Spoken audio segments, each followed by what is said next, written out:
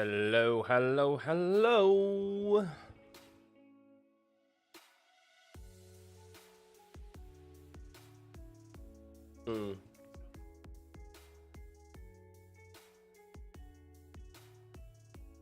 Welcome, everybody. Can you hear me now? Hello, hello. Hello, hello. Drivers are on their way round to their grid slots, everyone. Hope your Sunday has been treating you well. Audio good, audio good. Happy days. Slightly later start time today. Just been busy doing family things, so yeah. Although F1, of course, I love it. And I'm very fortunate that the family are on board with obviously what we do here. I still need to make time for family, so yeah. Did I recover from the win last night at France? To be fair, I wasn't even going to watch it. And I tuned in and I went, and I was pleasantly surprised. But it made me very frustrated as well, because why couldn't we do that in the semi-final? Of course, it's a very different set of circumstances and pressure, of course, but still. Yeah. But welcome, everyone. Hope you're good. Hope you're good. Not long to go. Not long to go. 30 minutes until this Belgian Grand Prix formation lap gets underway. Who is going to lead at the end of the first lap? What is in store for us? What's the weather like? What is the weather like? What is the strategy options for today? We're going to have a look at those very, very shortly. And I think we're in for an interesting race. I'm positive. I know the cars aren't great around here visually and the speeds, but I think we do have a good race in front of us. Thanks, Mrs. Stuffeyy, for letting him free for F1. See that? You got thanks. She's just sitting there. He said she'd be more impressed. He heard it from the missus. She'd be more impressed if people hit that like and subscribe button. There you go. You heard it. You heard it there. Heard it there. Why the cars? We've got a wedding to pay for. Yeah, that's true. Yeah, getting married next year.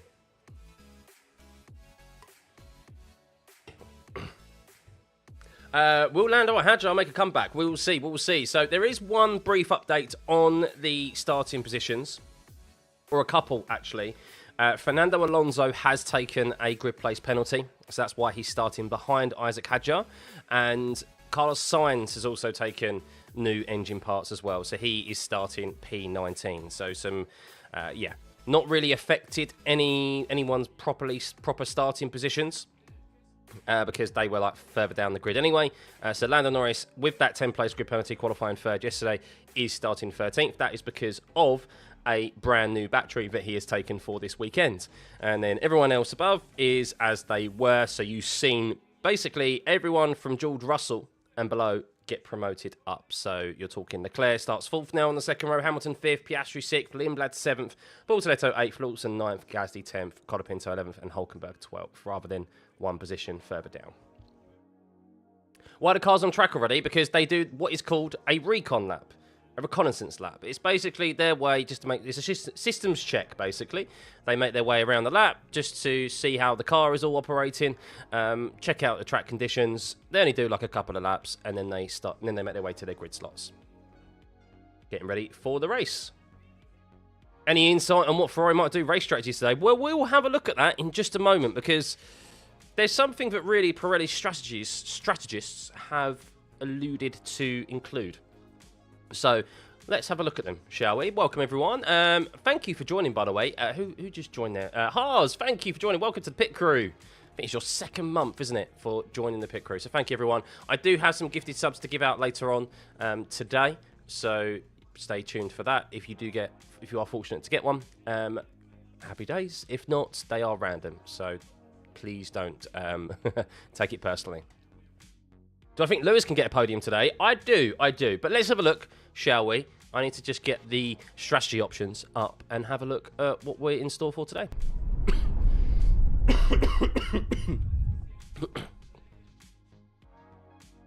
Right.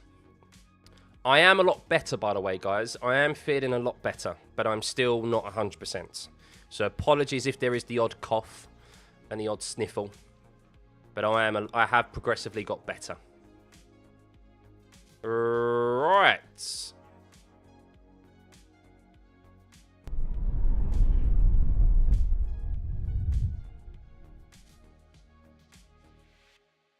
Here we are. Here are your strategy options for today for the Belgian Grand Prix.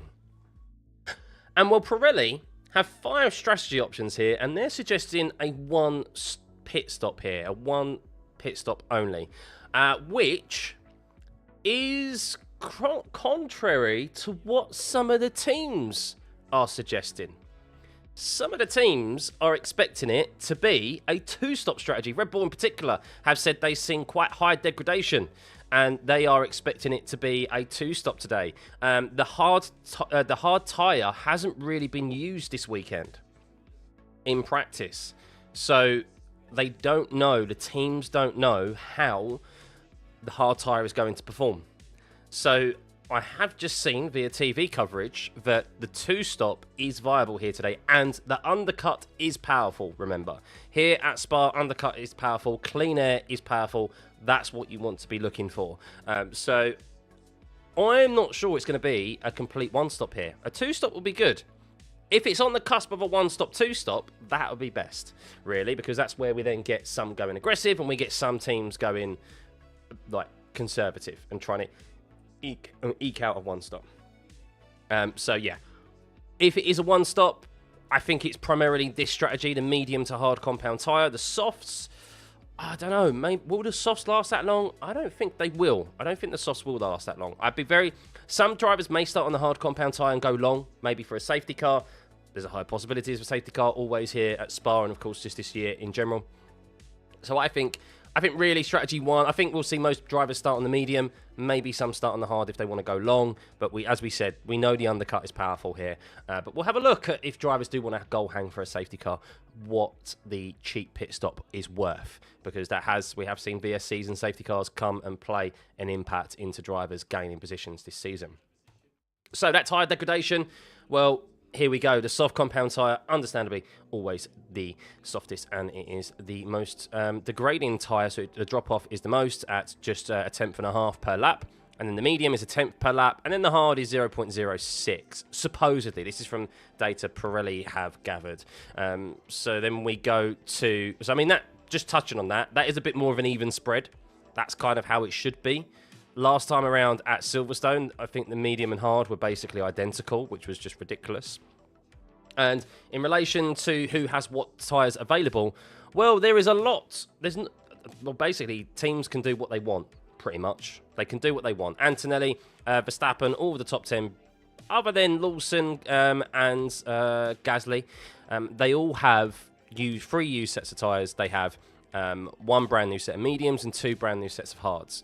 So that means that they haven't used their hards throughout this weekend, which is interesting. So only the midfield teams have used hards, and only they know what it's like in performance-wise.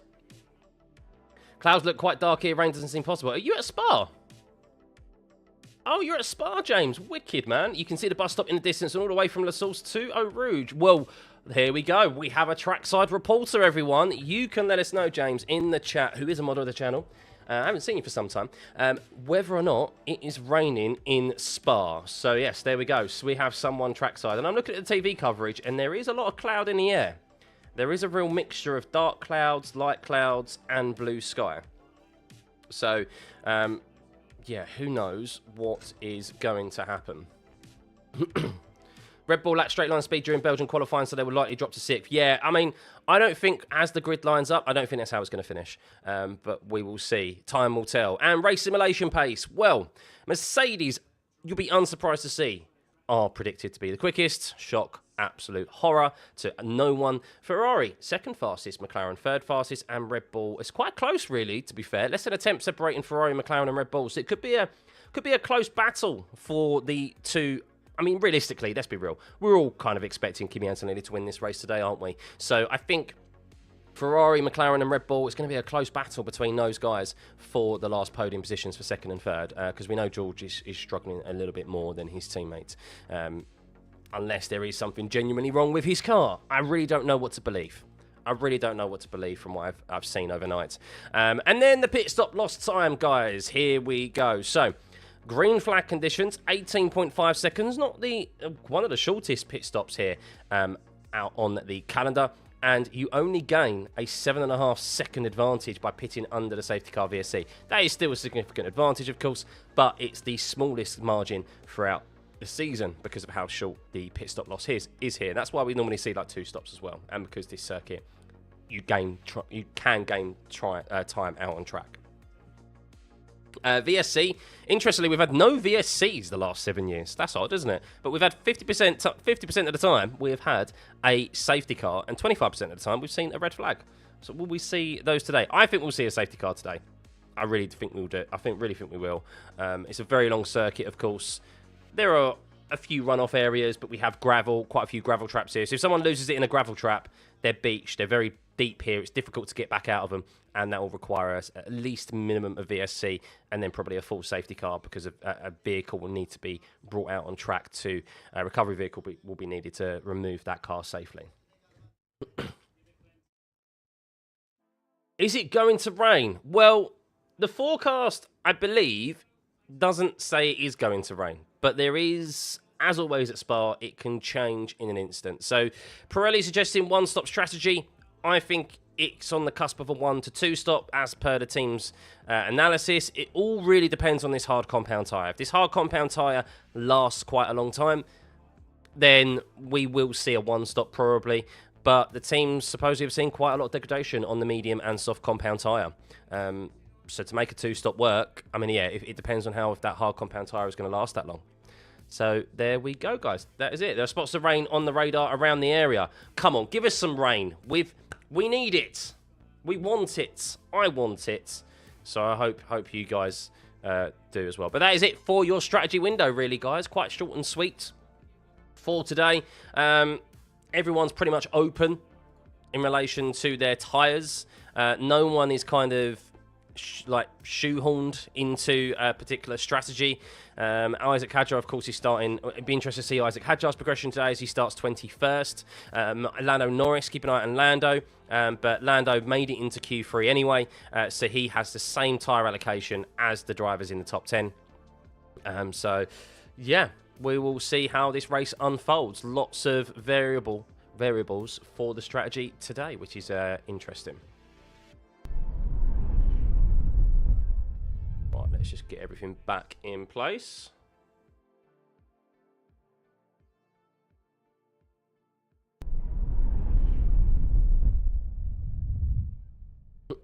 Don't get your hopes up for rain. No, I would probably have low expectations for rain, but it'd be good to see it. But we'll see. We will see, of course.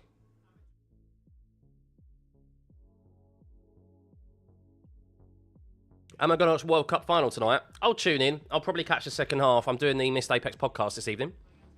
For the first time, I'm doing my first race review of the year. Believe it or not, on the Missed Apex podcast this evening. I will be doing, I'm trying something out with YouTube, guys.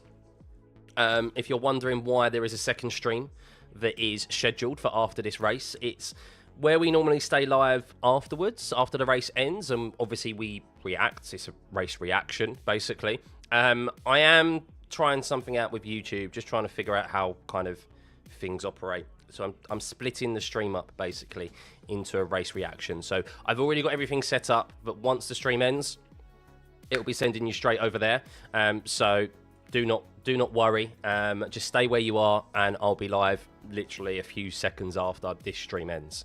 And then we'll be straight into discussing what unfolds here today.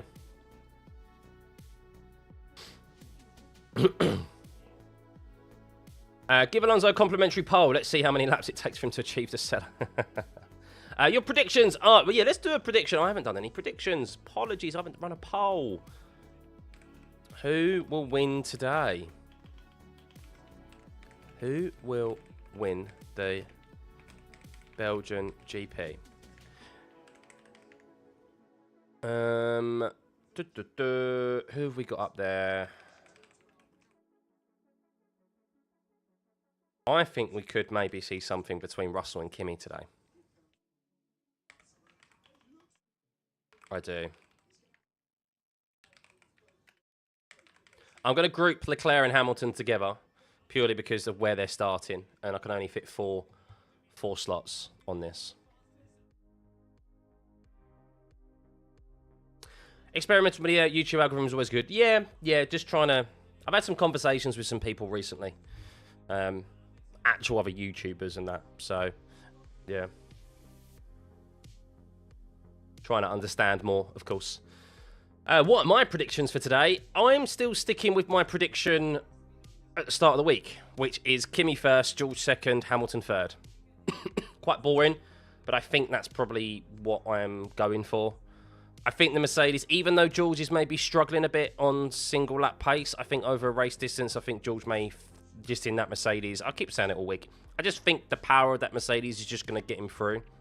I mean, look, there's been a lot of talk over the last night about whether or not, is it George's driving style, or is there something fundamentally wrong with the car and the battery deployment that is holding him back? And I've seen some analysis that suggests George is carrying more speed into certain corners than he should be than Kimi, and that's why he's using more battery and running out of battery sooner.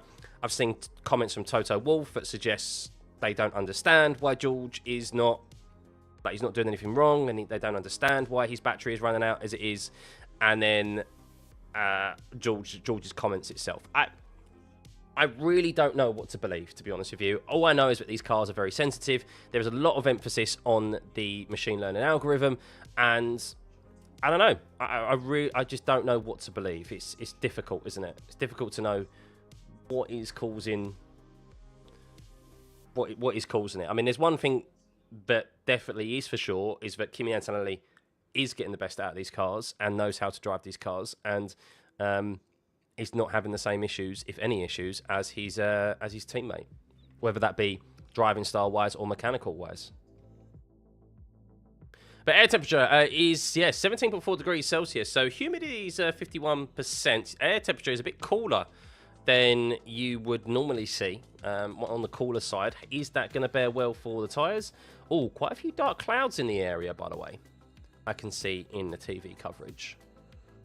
Let's have a look at the weather report, shall we?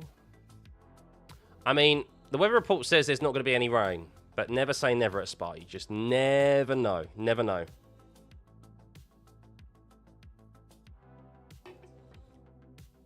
Russell claiming... Well, it's not him claiming he's losing it. He is. Russell is undoubtedly losing 4 temps on the straight. The lap times don't lie. But... is the time that he's losing on the straights due to his driving style, and due to an effect of his driving style? So he's utilising more battery. The state of charge of his battery isn't as high, and that's why he's running out of top speed compared to Antonelli, who's able to maintain it and manage the battery and throttle better. Or is there something wrong with the deployment fundamentally on his side of the garage? I don't know. I don't know. 10% chance of rain is what the F1. They're showing the weather they're showing the weather radar. Oh, there's a potential, you know. There's a potential in the middle of the race that there could be rain about 15-20 minutes from now. Oh, not mid-race, start of the race. That'd be interesting.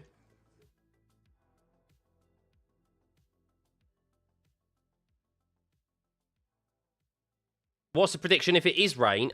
It depends. I think it could be anyone's, really. We haven't seen them racing these cars.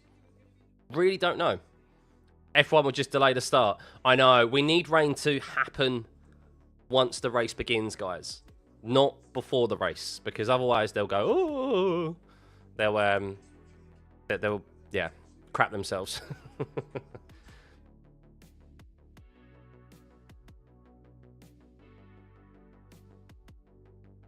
Off topic, but I think it's really telling how the same fans and F1 media people cry about the regs, told everyone who hated the ground effect regs. Look, there's the same, everyone's always going to have criticisms when it comes to the regulations in the day.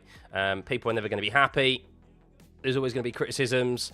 I've seen people over this weekend criticise the regs, and rightfully so. We shouldn't see the cars slowing down in certain areas and use Eau Rouge as an area for for recovery. Blanchimont is not flat out. They're having to downshift. Like these, let's not deny it. The regs are wrong. They've gone in the wrong direction. They went too much too soon in the split between battery and ICE. But when it comes to the racing, we have still had, I think, a decent enough racing product to at least satisfy us. Of course, we want to live in a perfect world, and we want to see the cars not be this way. But I've always said I'd much prefer a better racing product than a qualifying product, than the cars set lap record after lap record. I don't need that. I've seen people criticise the lap times that we've seen here this weekend and go, oh, GT3 are reaching higher top speeds and stuff. Yeah, it's not great, but I don't need these cars to go to break a lap record every single year. I watch it for the racing, ultimately. That's it. What is the fundamental difference? Why is there such a drastic change between Piastri and Lando? I think the difference between Lando and Piastri is probably similar to Antonelli and Russell. I think there's a fundamental difference in the way that their driving styles operate. Lando does better on low grip surface tracks than what Oscar Piastri does, and these cars they have less grip than last year, and I think Piastri is maybe suffering with that somewhat. But I think also, maybe a difference in approach to how the battery works as well is what Piastri is struggling with compared to Lando. Or maybe there is just power deployment issues on that side of the garage. I really don't know. It is difficult to know what the gap is between drivers. What is based on battery management or just deployment issues, and what is down to the driver's ability. That's what makes it really difficult this year, and like driver ratings and stuff is difficult as well, because like you're really having to dig into every single driver interview to ascertain who had what issues, because drivers are still having issues with the battery, and they don't have as much control anymore, and it's sometimes a driver's finishing position and the gap to their teammate and stuff is there's nuance to it. So yeah, it's a difficult season, isn't it? It's a very difficult season. What would be my pick for tyre strategy today? It's probably medium to hard, maybe a medium hard, depending on degradation. I think track position we've seen is key. So you want the undercut, you want clean air. Try and get ahead of your opponents, ahead of you if you're not leading from the front. So that would be my strategy today. You can't bank on safety cars, really. Obviously, we've seen safety cars, but you can't bank on one. You have to run your own race. And if you're on the fortunate side of being on the right side of a safety car, then happy days. If you're on the wrong side, then look, it's just bad luck. It happens, isn't it? Apparently, they're using Stroll's car as a safety car today. Yeah, it's not particularly great, is it? It's not particularly great. Do I think Aston Martin will exceed the 107% rule this season? No, I don't think they will. I think, look, they're clearly putting all their eggs in one basket and bringing a massive update when it comes to, I think, the summer break. We'll go to Hungary next week. Then we have the summer break. So we have, 3-4 weeks until the next race. I think it's end of August is the last next race after that. So I get it. It makes sense. They're in such a big hole with where they've designed themselves into, but it doesn't make sense to just gradually bring updates. They might as well just go straight back to the drawing board and bring one massive update, overhaul the car design, obviously within the cost cap, and that's why they're doing it in this manner. They can't afford, with the cost cap as well, to bring continued updates because they wouldn't be able to just restart, basically. So I think we could very well get a very, very different looking Aston Martin on the other side of the summer break, if that is when they're bringing their big update. But that is what they're supposedly doing.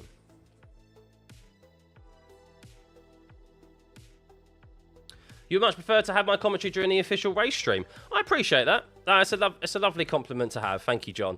Yeah, I do appreciate everyone who tunes in and just obviously listens to just the audio side of things. Of course, we have the visuals here, we have the live data and the track map and stuff. But it is a real compliment that you guys do. Many of you do just sync up my live stream, my commentary with the live coverage, or if you're listening in the car, on the move and stuff. I do try and take that into consideration when I am commentating as well, and try and run through the grid every now and then to give you guys an update on where everyone is out on track, gaps and so forth, because I am aware that people are consuming this stream, this watch along, and my commentary in many different forms. So thank you, everyone. I'm late. I know. Well, technically, I'm not late. I started the stream when I wanted to start. I'm early. I started the stream later today because I was just spending time with the family, basically.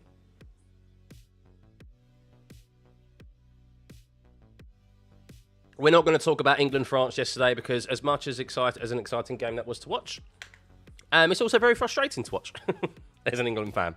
So yeah.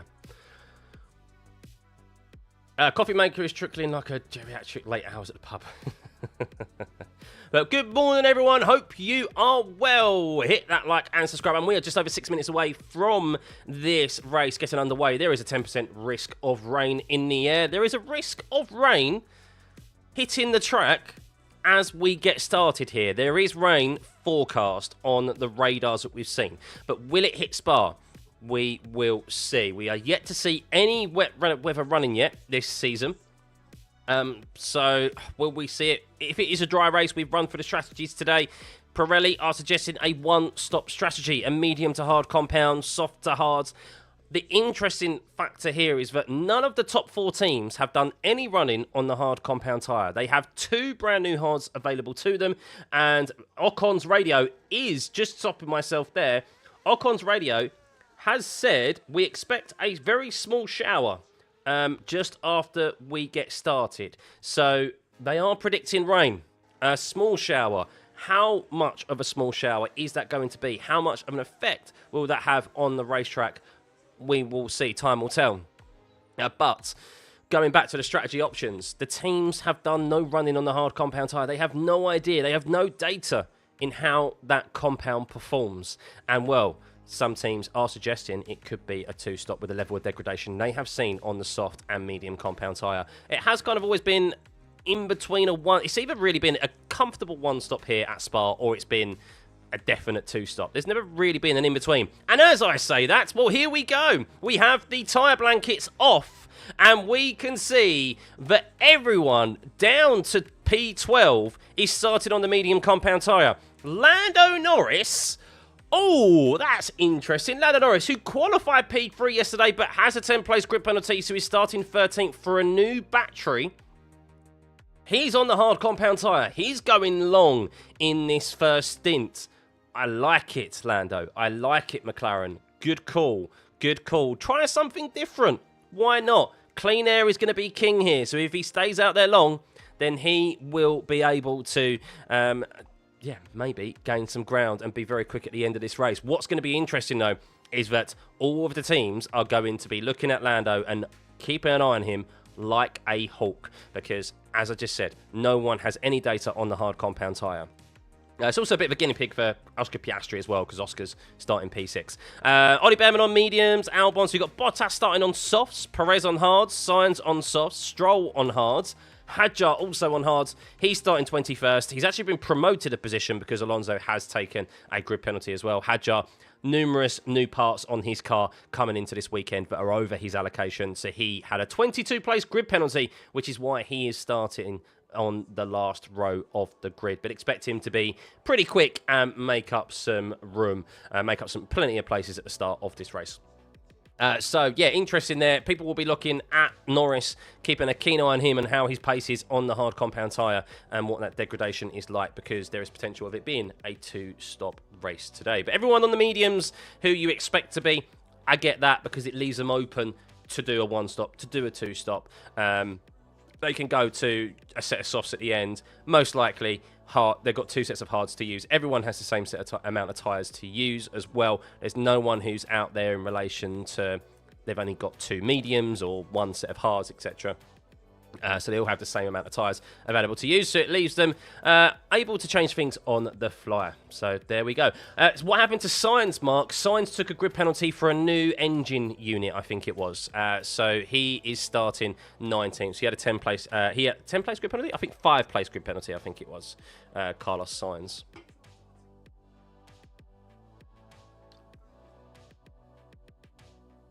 Right. Not long to go until this formation lap gets underway, guys. Quick loo break for myself. I suggest you guys do the same, as we are 2 minutes away from the formation lap of the Belgian Grand Prix with rain on the horizon. How much of it is on the horizon, though, we will see. But it's about to hit on the start of this opening lap. So, top up your beverages, get the popcorn ready. We'll be back in a jiffy.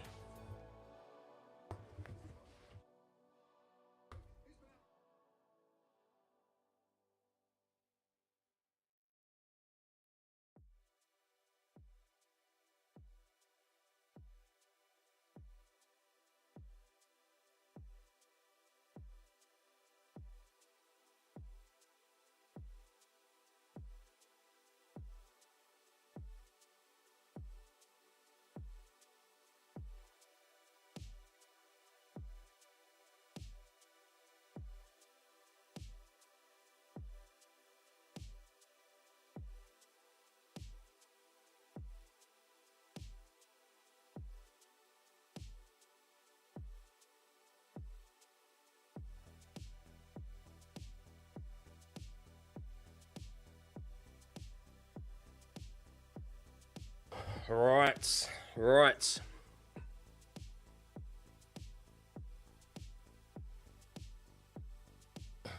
Your votes of who you think is going to win this race today. I'm going to pause the poll, end the poll now, as we are 30 seconds away from this information lap. And, well, Kimi Antonelli, 36% of you think he is going to win this race. I thought it would be less than that, to be fair. I thought it would be more than that, to be fair. 33% Verstappen starting P2. Leclerc and Hamilton, 26%. George Russell, not many people have faith in George Russell. We will see. 10 seconds away from the formation lap getting underway. Let's close that down. Ooh, let's see what's going to happen here. What is going to happen here? I'm so intrigued. I think this race is going to be... I think it's going to provide. Ooh. Right, formation lap has got underway here at the longest lap on the F1 calendar. We are here at Spa-Francorchamps for the Belgian Grand Prix, round 10 of your Formula 1 2026 championship. And leading from pole position is your championship leader, the youngest championship leader in F1 history, Kimi Antonelli. Can he extend his lead, which is currently 25 points to George Russell after scoring nil points at Silverstone, which he was on course to win? George Russell is starting P3. He is second in the championship, 25 points behind, only one race win behind his teammate now, but starting on the second row because Max Verstappen is ahead of him in P2. He started P2 last year in the sprint race, and we know that P2 is a very, very strong position to start here with that long run all the way down to turn 5 at the end of the Kemmel Straight Les Combes. Charles Leclerc lines up on P4, and all these drivers have been promoted up a position because of Lando Norris's grid place penalty, even though he qualified third yesterday. But Charles starts on the second row. Could have been maybe better for Charles Leclerc, but there was an unfortunate yellow flag, which was for the pit lane in the bus stop chicane, but was right in the centre line of his vision, and that's why he lifted off somewhat and cost him an all-important couple of hundredths of a second. Charles Leclerc starts fourth, Hamilton in fifth as well. I think he was also affected by that, but very, very close between the two teammates. Only 0.02 of a second separating the two Ferraris. Oscar Piastri starts P6. He has a bit of work to do here this weekend. Does seem to be a little bit off the pace of those top five. Arvid Lindblad, with the updates on the V-Carb here this weekend, is having a tremendous performance, and he is looking to score his fourth points finish in a row, and V-Carb are looking for their fourth double points finish in a row. Gabriel Bortoletto starts in P8. Can Audi actually keep the car operating to the finish line? We will see. Liam Lawson in P9. Without those updates on the car, a good performance for him as well. Gasly starts P10 with Colapinto in P11. Alpine quietly going about their business this weekend. Hulkenberg, still that elusive first point is waiting him for this season. Can he score his first points? We will see. Starts P12. Lando Norris on the hard compound tyre. He's going to go long in this race in a very quick McLaren. Qualified P3 yesterday with a brand new battery in that car. Keep an eye on his progression. He'll be someone that the teams in the top at the top of the standings will be keeping a keen eye on, because the hard compound tyre will be used today.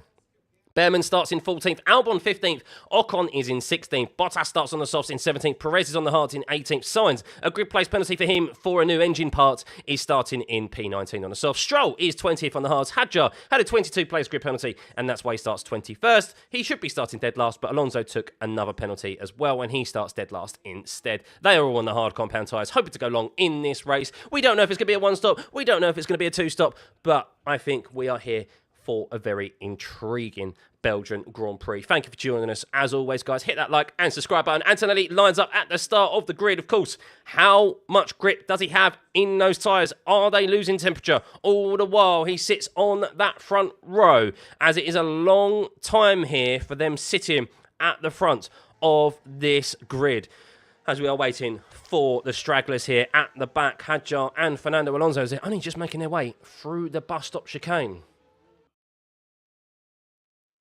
Ooh, moments away from the Belgian Grand Prix getting underway. Alonso lines up at the back of the grid here. The pre-start begins, and the Belgian Grand Prix,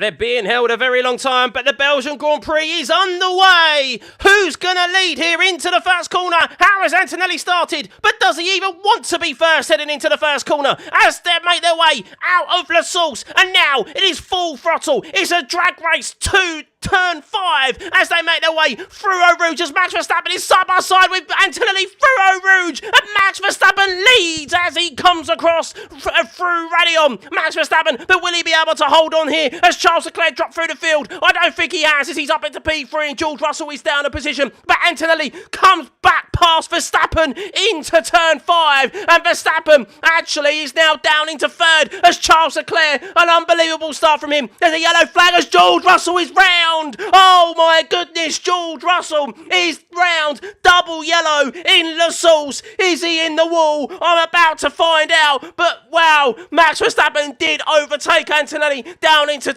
Eau Rouge. A brilliant overtake, but drama here at the start of the race as George Russell, who went around the outside of Lewis Hamilton, is collected by Lewis Hamilton. Oh, he's out. George is out. And that will be a safety car as he's beached. But we're still racing here as Antonelli leads from Charles Leclerc in P2, Max Verstappen in P3, Piastri P4. Lewis Hamilton was on the inside and he was entitled to the room. And George just collided wheel on wheel, front wheel to rear wheel on Lewis Hamilton, and there we go, a safety car at the start of the Belgian Grand Prix. George Russell out of the Belgian Grand Prix. He is going to score 0 points. He's been struggling with the car this weekend. We don't know if it's a car issue, we don't know if it's a driver issue, but one thing is for sure here is that was a racing incident, a driver decision to go round the outside of Lewis Hamilton into La Source.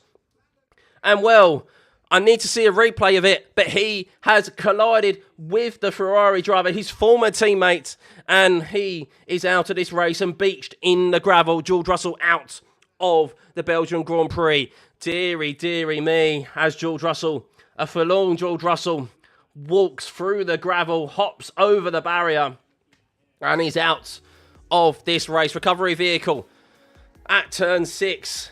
Deary, deary me. Need to see a replay of it. Don't really know what George was doing there. I think he's pinched Lewis way too hard. It looked like it on first look, but I think George, yeah, I mean, it's just, how often do we see it in sim racing? I don't want to compare it to sim racing, but how often do you see it in sim racing? People just misunderstanding the amount of room that has to be left in La Source. Even when you're the overtaking car, it is a very risky place to do it. I see why George did it.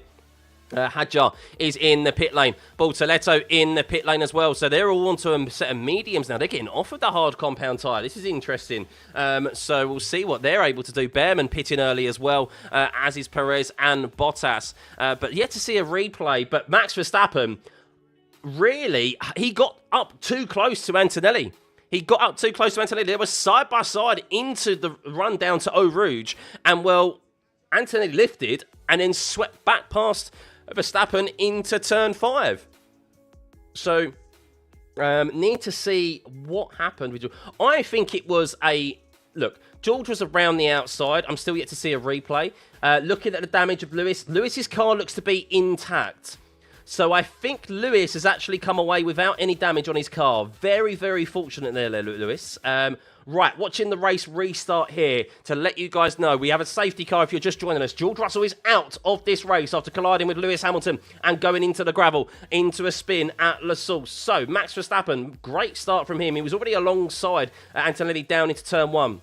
And then did the outside line. And he got such a slipstream down into Eau Rouge. It's almost like as if maybe Kimi Antonelli lifted off the throttle. I'll be interested to know if that happened. The incident is being investigated, so I'm about to see a replay of the incident. Charles Leclerc got such a... Oh my goodness, the deployment of Charles Leclerc's deployment is unbelievable at the end of the Kemmel Straight.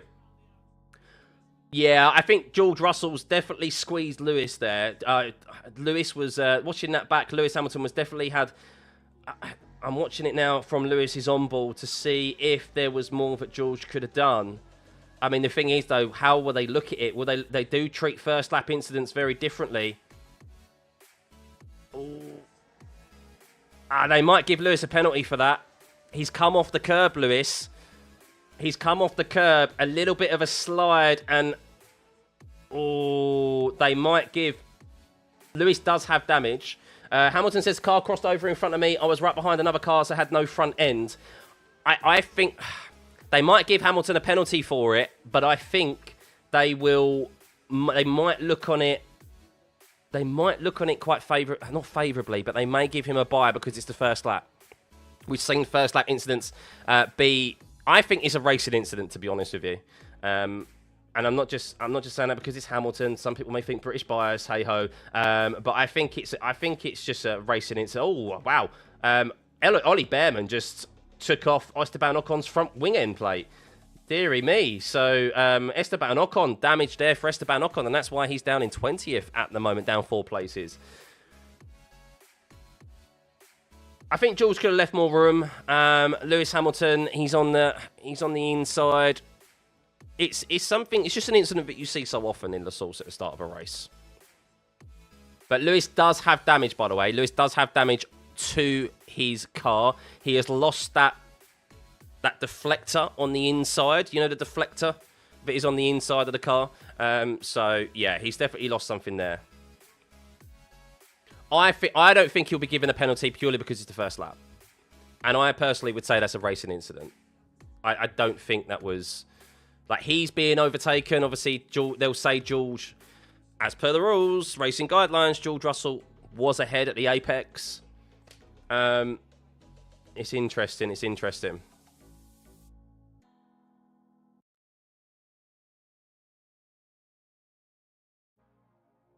Russell is very disappointing. I don't know. I don't know. I don't know. I just always think whenever you're going into that corner, you just need to leave more room, even if you're going around the outside. You need to expect the car on the inside to wash out. It's always the case, even in sim racing. It's like, if you're going around the outside, you give as much room as you possibly can to the car on the inside. I'm not saying George, like, is at fault, but it's just, like, from a self-preservation perspective. But he's out of this race. But Lewis Hamilton is staying out. He's still on the medium compound tyre.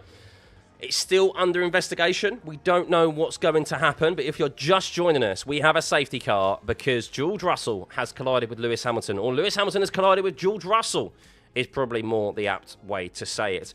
And by the way, the absolute deployment and overspeed that Charles Leclerc had on everyone in front of him as they went to the end of the Kemmel Straight was unbelievable. It was like a rocket ship. A red rocket ship just flying up behind them. So that's why Charles finds himself in P2. A great start for him. How will that damage affect Lewis Hamilton's race? We will see. It might just be like losing a front wing end plate in previous years where it had no issue. But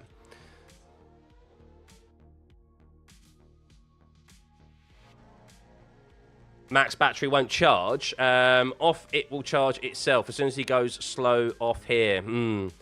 Hopefully we don't see any battery issues. We don't want to see battery issues. We want to see these guys racing, don't we? Can the mechanics fix Lewis's car in pit or no? No, it's not a part that can be fixed. No, it's the, you know, the sticky out bits on the inside of the car behind the wheel. So they're like deflectors, really. They're designed to basically direct the airflow around the tire inside of the car, inward rather than outward, to reduce the dirty air behind. I don't know how much of performance that's going to affect Lewis's car, but we're about to find out. A safety car will be in very shortly at the end of this lap. How will Kimi Antonelli deal with this race start? I presume he will probably go out of the bus stop chicane. He will want to go as late as possible here and try and get a launch out of the bus stop chicane. But Charles Leclerc, we saw him very quick at the end of the Kemmel Straight. Let's see how he fares. Will he be able to... Will we see Charles Leclerc leading the Belgian Grand Prix at the end of the Kemmel Straight into Turn 5? We are about to go racing once again here, guys. Not quite known as barge balls. No, they're not barge balls anymore. But you'll know what I mean when you see them. Every F1 car's got them. They stick out from the inside of the car and they're behind the front wheels. But right, here we go, guys. Thank you everyone for tuning in. As always, we are about to go racing again. Lap 1, Turn 5 incident it was for George Russell and Lewis Hamilton. That is currently under investigation. But what is definitely for sure is that George Russell is out of this race and will be scoring 0 points today. So Kimi Antonelli has an opportunity to increase his lead over George Russell by 25 points. Has Antonelli gone already? I think Antonelli's gone already. He's gone a lot earlier here than I expected him to. So let's see how this fares for Kimi Antonelli. He's already 8/10 of a second ahead of Charles Leclerc as they exit the bus stop chicane. And this might have worked an absolute treat for Kimi here on this safety car restart. But he has to contend with the slipstream of Charles Leclerc as they'll make their way all the way from Turn 1, full throttle through Eau Rouge into Turn 5. But we know how quick that Mercedes is in a straight line as Hamilton is under attack from Oscar Piastri. Or is that Hamilton on the attack of Oscar Piastri? I don't know. As Piastri gets back past Lewis Hamilton, as Antonelli leads, as they make their way out through Raidillon down the Kemmel Straight and actually has a 1.1 second lead over Charles Leclerc and extending it, even though Charles has the slipstream on the Mercedes of Kimi Antonelli. That defies all logic and physics, doesn't it? Surely, as Lance Stroll overtakes Fernando Alonso down at the bottom and is up into 16th place ahead of his teammate Isaac Hadjar, who is on a set of hard compound tyres now. He is in P19. He's making some move. As Charles Leclerc is P2, Verstappen P3, Oscar Piastri is P4 with Hamilton P5. Lawson is up 3 places ahead of his teammate Lindblad, who's where he started in P7. Colapinto is up into P8. Bortoletto is 9th with Norris, who's had a 10-place grid penalty and started 13th today. And he's on a hard compound tyre, an alternative strategy compared to everyone else around him. He is in the top 10. Gasly is P11 with Albon in P12. He's up 3 places. Carlos Sainz, who had a grid place penalty earlier on, he is in 14th as well. Hulkenberg down a position as Hadjar takes another position there on the Cadillac, and he'll be making quick work as Lewis Hamilton getting close behind Oscar Piastri here. But Antonelli is the only driver, one of the only drivers on the grid here right now who has a lead. Oh, I was about to say has that sufficient lead to be able to be 1 second ahead of the car behind for the overtake mode. We're going to see the overtake mode activated this time around. So Charles Leclerc will have that available to him, as will the other drivers behind. And you can see the drop off in speeds here as drivers exit Blanchimont into the bus stop chicane of where we see that super clipping. Quite poor to see as they drop out of that 1 second range quite starkly from the car ahead. And you can see Leclerc, look at that, 1.3 seconds behind Kimi Antonelli, and he's going to be looking in his rearview mirrors more so than he is ahead at the moment because Verstappen is really close here. Overtake mode is enabled, and I don't think Charles Leclerc has it activated to be able to even contend with Kimi Antonelli as Bortoletto loses a position to Pierre Gasly there as they make their way into Eau Rouge. Drivers, a lot more overtakes happening on the run down to Eau Rouge as we're seeing a difference in deployment strategies as Verstappen gets past Charles Leclerc and is back up into P2. Max Verstappen with the fastest lap of the race last time around at 51.3 is ahead of Charles Leclerc, and he will be looking to maybe try and close down on Kimi Antonelli, who we do believe is we know he's the strong favourite for this race today, but could be seeing this race to the end from start to finish with his second place rival out. Lewis Hamilton is in P5. He will be second in the championship with George Russell to score 0 points here today. after going out in the first race. He is still under investigation for that first lap incident with George Russell. He will be gaining 10 points as it stands. And, well, that gap to Kimi Antonelli with a 25-point advantage today. And there'll be 15 points over Lewis Hamilton, who is in P5. That would be a 50... that'd be nearly a 50-point lead. It'd be a 47-point lead over Lewis Hamilton. So... right, so Antonelli, 1.2 seconds is the gap to Antonelli and Max Verstappen. Let's see if Verstappen is going to be able to close up here on Antonelli as they make their way through Blanchimont and into the bus stop chicane. And you can see there how much Verstappen is able to gain on Antonelli as they make their way up into the bus stop chicane. But then look at the speed that Antonelli has when it matters out of the bus stop and importantly into turn one. Look at how much he'll gain here as they cross the start-finish line, and that gap will increase unless Verstappen is able to do something. You can see it goes from 7 tenths, 8 tenths, all the way out to 1.1 tenths. He gains 3 tenths, importantly, as he crosses the line. Unbelievable. Liam Lawson holding off of his teammate who has the updates here this weekend, by the way, as Lawson is in P6, Lindblad in P7, Colapinto is in P8. He's looking to try and put pressure on Arvid Lindblad ahead as we see Bortoletto and Pierre Gasly fighting it out and trading positions, as I think Bortoletto may be ceding a position here as Gasly in the Mercedes-powered unit of the Alpine does get past Bortoletto, and Lando Norris is now up into P9 on a set of hard compound tyres. Keep an eye out on Lando Norris's progression today as he is in a quick McLaren qualified P3 yesterday, has a brand new battery unit in that car.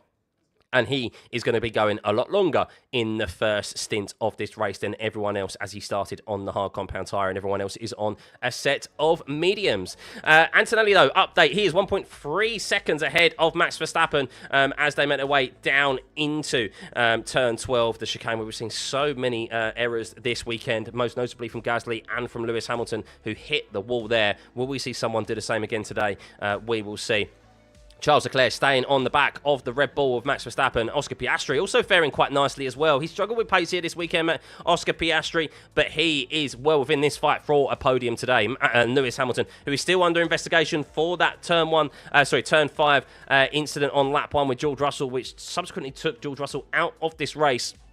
We will see whether or not he is going to be penalised for that, or if it will just be put down as a racing incident. As Antonelli you can see there, the gap closes as Lando Norris gets another position on Colapinto and is not that far behind the guys ahead of him. He needs now to get past Arvid Lindblad and Liam Lawson, and then he'll only be a few seconds behind the top 5 drivers. 1.3 seconds is the gap to Antonelli and Max Verstappen. It's his first sector where Antonelli is building up time over everyone else. Well, I say that, to be fair, it was Sector 2 last time around where he built up a gap to Max Verstappen with a 49.5 and Max Verstappen's 49.9. So it was a 4 tenths gap, really their advantage. But back to the few positions behind him is Charles Leclerc and Lewis Hamilton. Look at that, a double toe for Lewis Hamilton. Piastri, they're all side by side. It could be 3 wide into Lecombe here as Lindblad gets past his teammate. Colapinto gets back past Lando Norris as they head their way into turn 5. But Lando Norris holds onto that position from Colapinto. Colapinto got ahead slightly and Lando Norris holds on to P8.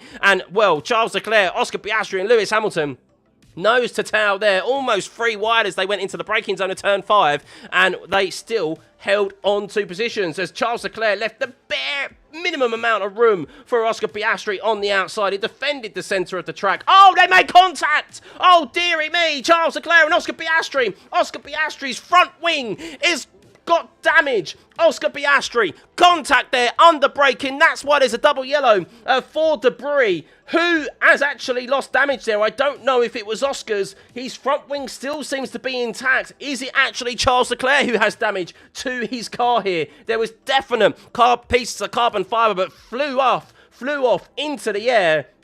And I don't know if that was Charles Leclerc or whether it was part of his rear diffuser or whether that was Oscar Piastri's front wing. It looks like his front wing is okay. I think Charles Leclerc could be penalised for that as well, as he definitely didn't leave room. Oscar Piastri held his line and Charles Leclerc came over into his path.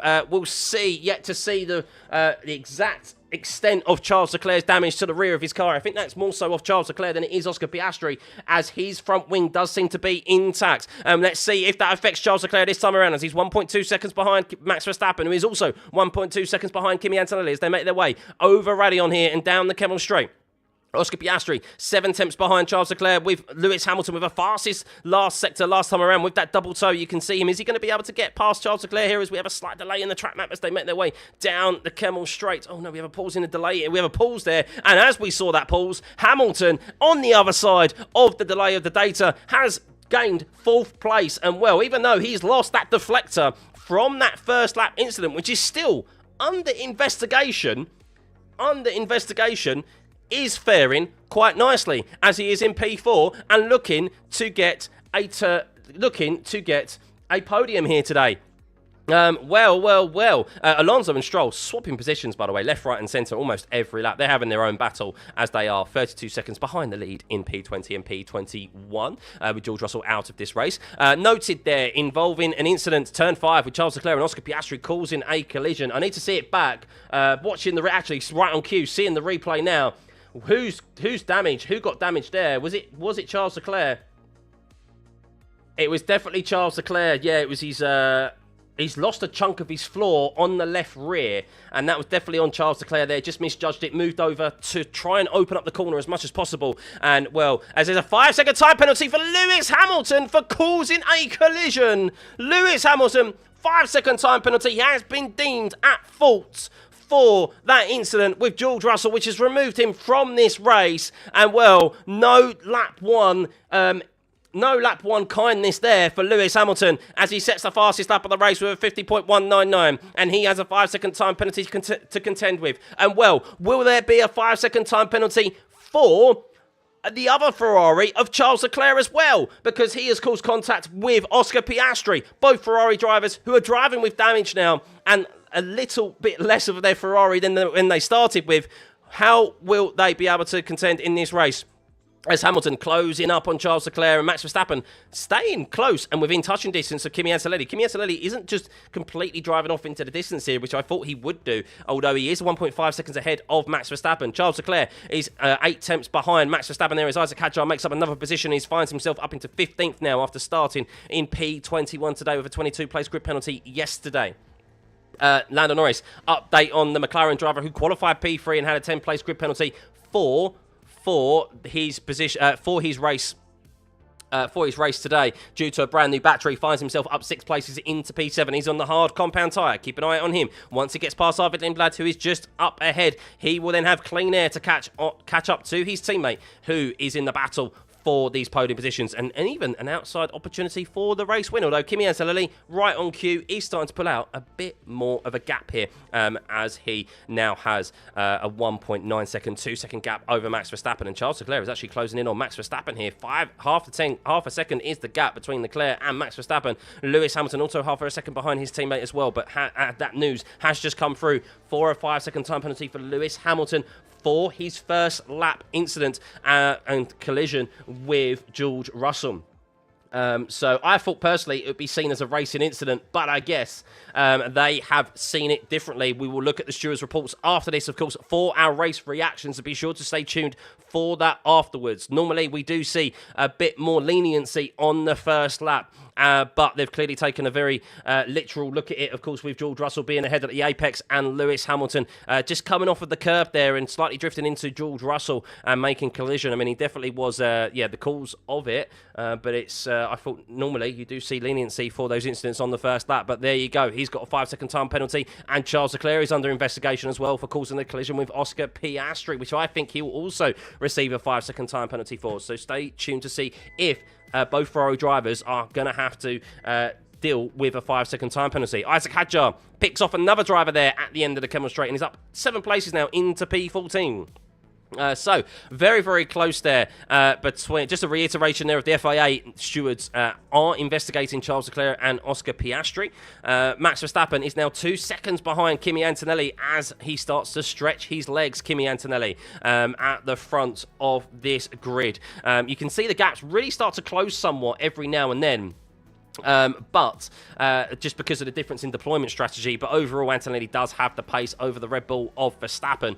Charles Leclerc 8 tenths behind Hamilton, 7 tenths behind him. Piastri, this battle for second place is heating up. Lando Norris struggling to get past Arvid Lindblad at the moment, but I do presume it'll be sooner rather than later he gets past that V-carb, as there is a bit of a train there fighting for those last point scoring positions, as Alex Albon is 4 seconds behind Gabriel Bortoleto. So there is a fight on between the two V-carbs, the two Alpines and Bortoleto for these last point scoring positions, as Arvid Lindblad is going defensive, it looks like, on Lando Norris down into turn 18 and into the bus stop chicane. And I don't think Arvid needs just to be a bit smart here and realise this is not what his race is. His race is not against the McLaren, it's against his teammate, the Alpines and Bortoleto. But we know how aggressive Arvid Lindblad is. He doesn't roll over for anyone, as we've seen him even battle and defend hard to Max Verstappen at the early stages of this season. Noted that Charles Leclerc, was it Lewis Hamilton's engineer, just noted that the degradation is lower than predicted. So we're still yet to see that rain that was on the horizon, and the degradation is lower than predicted. So it does look like it will be a one-stop at the moment, as whichever Ferrari driver that was has been noted. We are targeting Plan B. So, Lando Norris does get past Arvid Lindblad there finally into turn 5, and he will now have a clean air ahead of him, as it's very close behind, as Isaac Hadjar is looking to get 2 places in 1 there. He got past Alex Albon, as Hulkenberg also got past Albon, and Albon's just lost 2 places? No, he just lost 2 places in just like one run there through the Kemmel Straight. As Charles Leclerc and Lewis Hamilton were getting very, very close. Lewis Hamilton almost had a run on his teammate that time around into turn 5. Very, very close. He learnt his lesson this time around, though, Charles Leclerc, and he left sufficient room to his teammate, unlike he did to Oscar Piastri, which is still under investigation. So, as we are on lap 12, or approaching the end of lap 12 here, it is Kimi Antonelli leading from Max Verstappen by 2 seconds. Charles Leclerc is in P3, but he's under investigation for a collision and has damage for a collision with Oscar Piastri into turn 5. He is 8 tenths behind Max Verstappen. Lewis Hamilton has a 5-second time penalty for causing a collision with George Russell on the opening lap of this race, which took George Russell out of the race. As you can see there, the only retiree of this race thus far. He is 7 tenths behind his teammate. He has some damage to his car as well, but the damage doesn't seem to be sufficient enough to be hampering the 2 Ferrari drivers. But Lewis has confirmation of a 5-second time penalty that he will have to serve at his next pit stop. Let's keep an eye on this battle, though, as Hamilton is a lot closer to Leclerc than I think he was even last time around. Oscar Piastri, he is okay. He does not have any damage. He is in P5. And Lando Norris, who started 13th in this race due to a 10-place grid penalty, he is in P6 on the hard compound tyre, looking for a difference here, as Charles Leclerc is undoubtedly going to go defensive to Lewis Hamilton down into turn 5, just like he did last time around, as Hamilton gets alongside his teammate, but does not have enough to go around the outside of Charles Leclerc. Of course, he wants to make a clean overtake if it's necessary. He doesn't want to lose any time that he needs to, because with Max Verstappen up ahead, they don't want to lose ground on the Red Bull driver. Oscar Piastri closing in, though, on that battle. He is just being patient here in this opening stint of this race.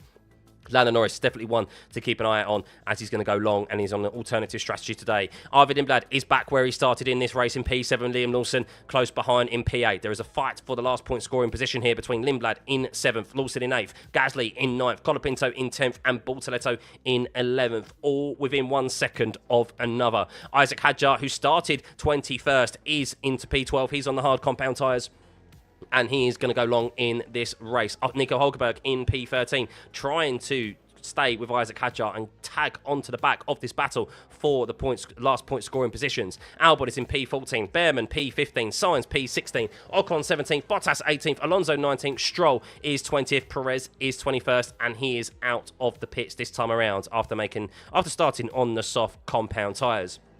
So, Antonelli is still only 1.9 seconds ahead of Max Verstappen. And yes, in some circumstances, that is a more than sufficient lead.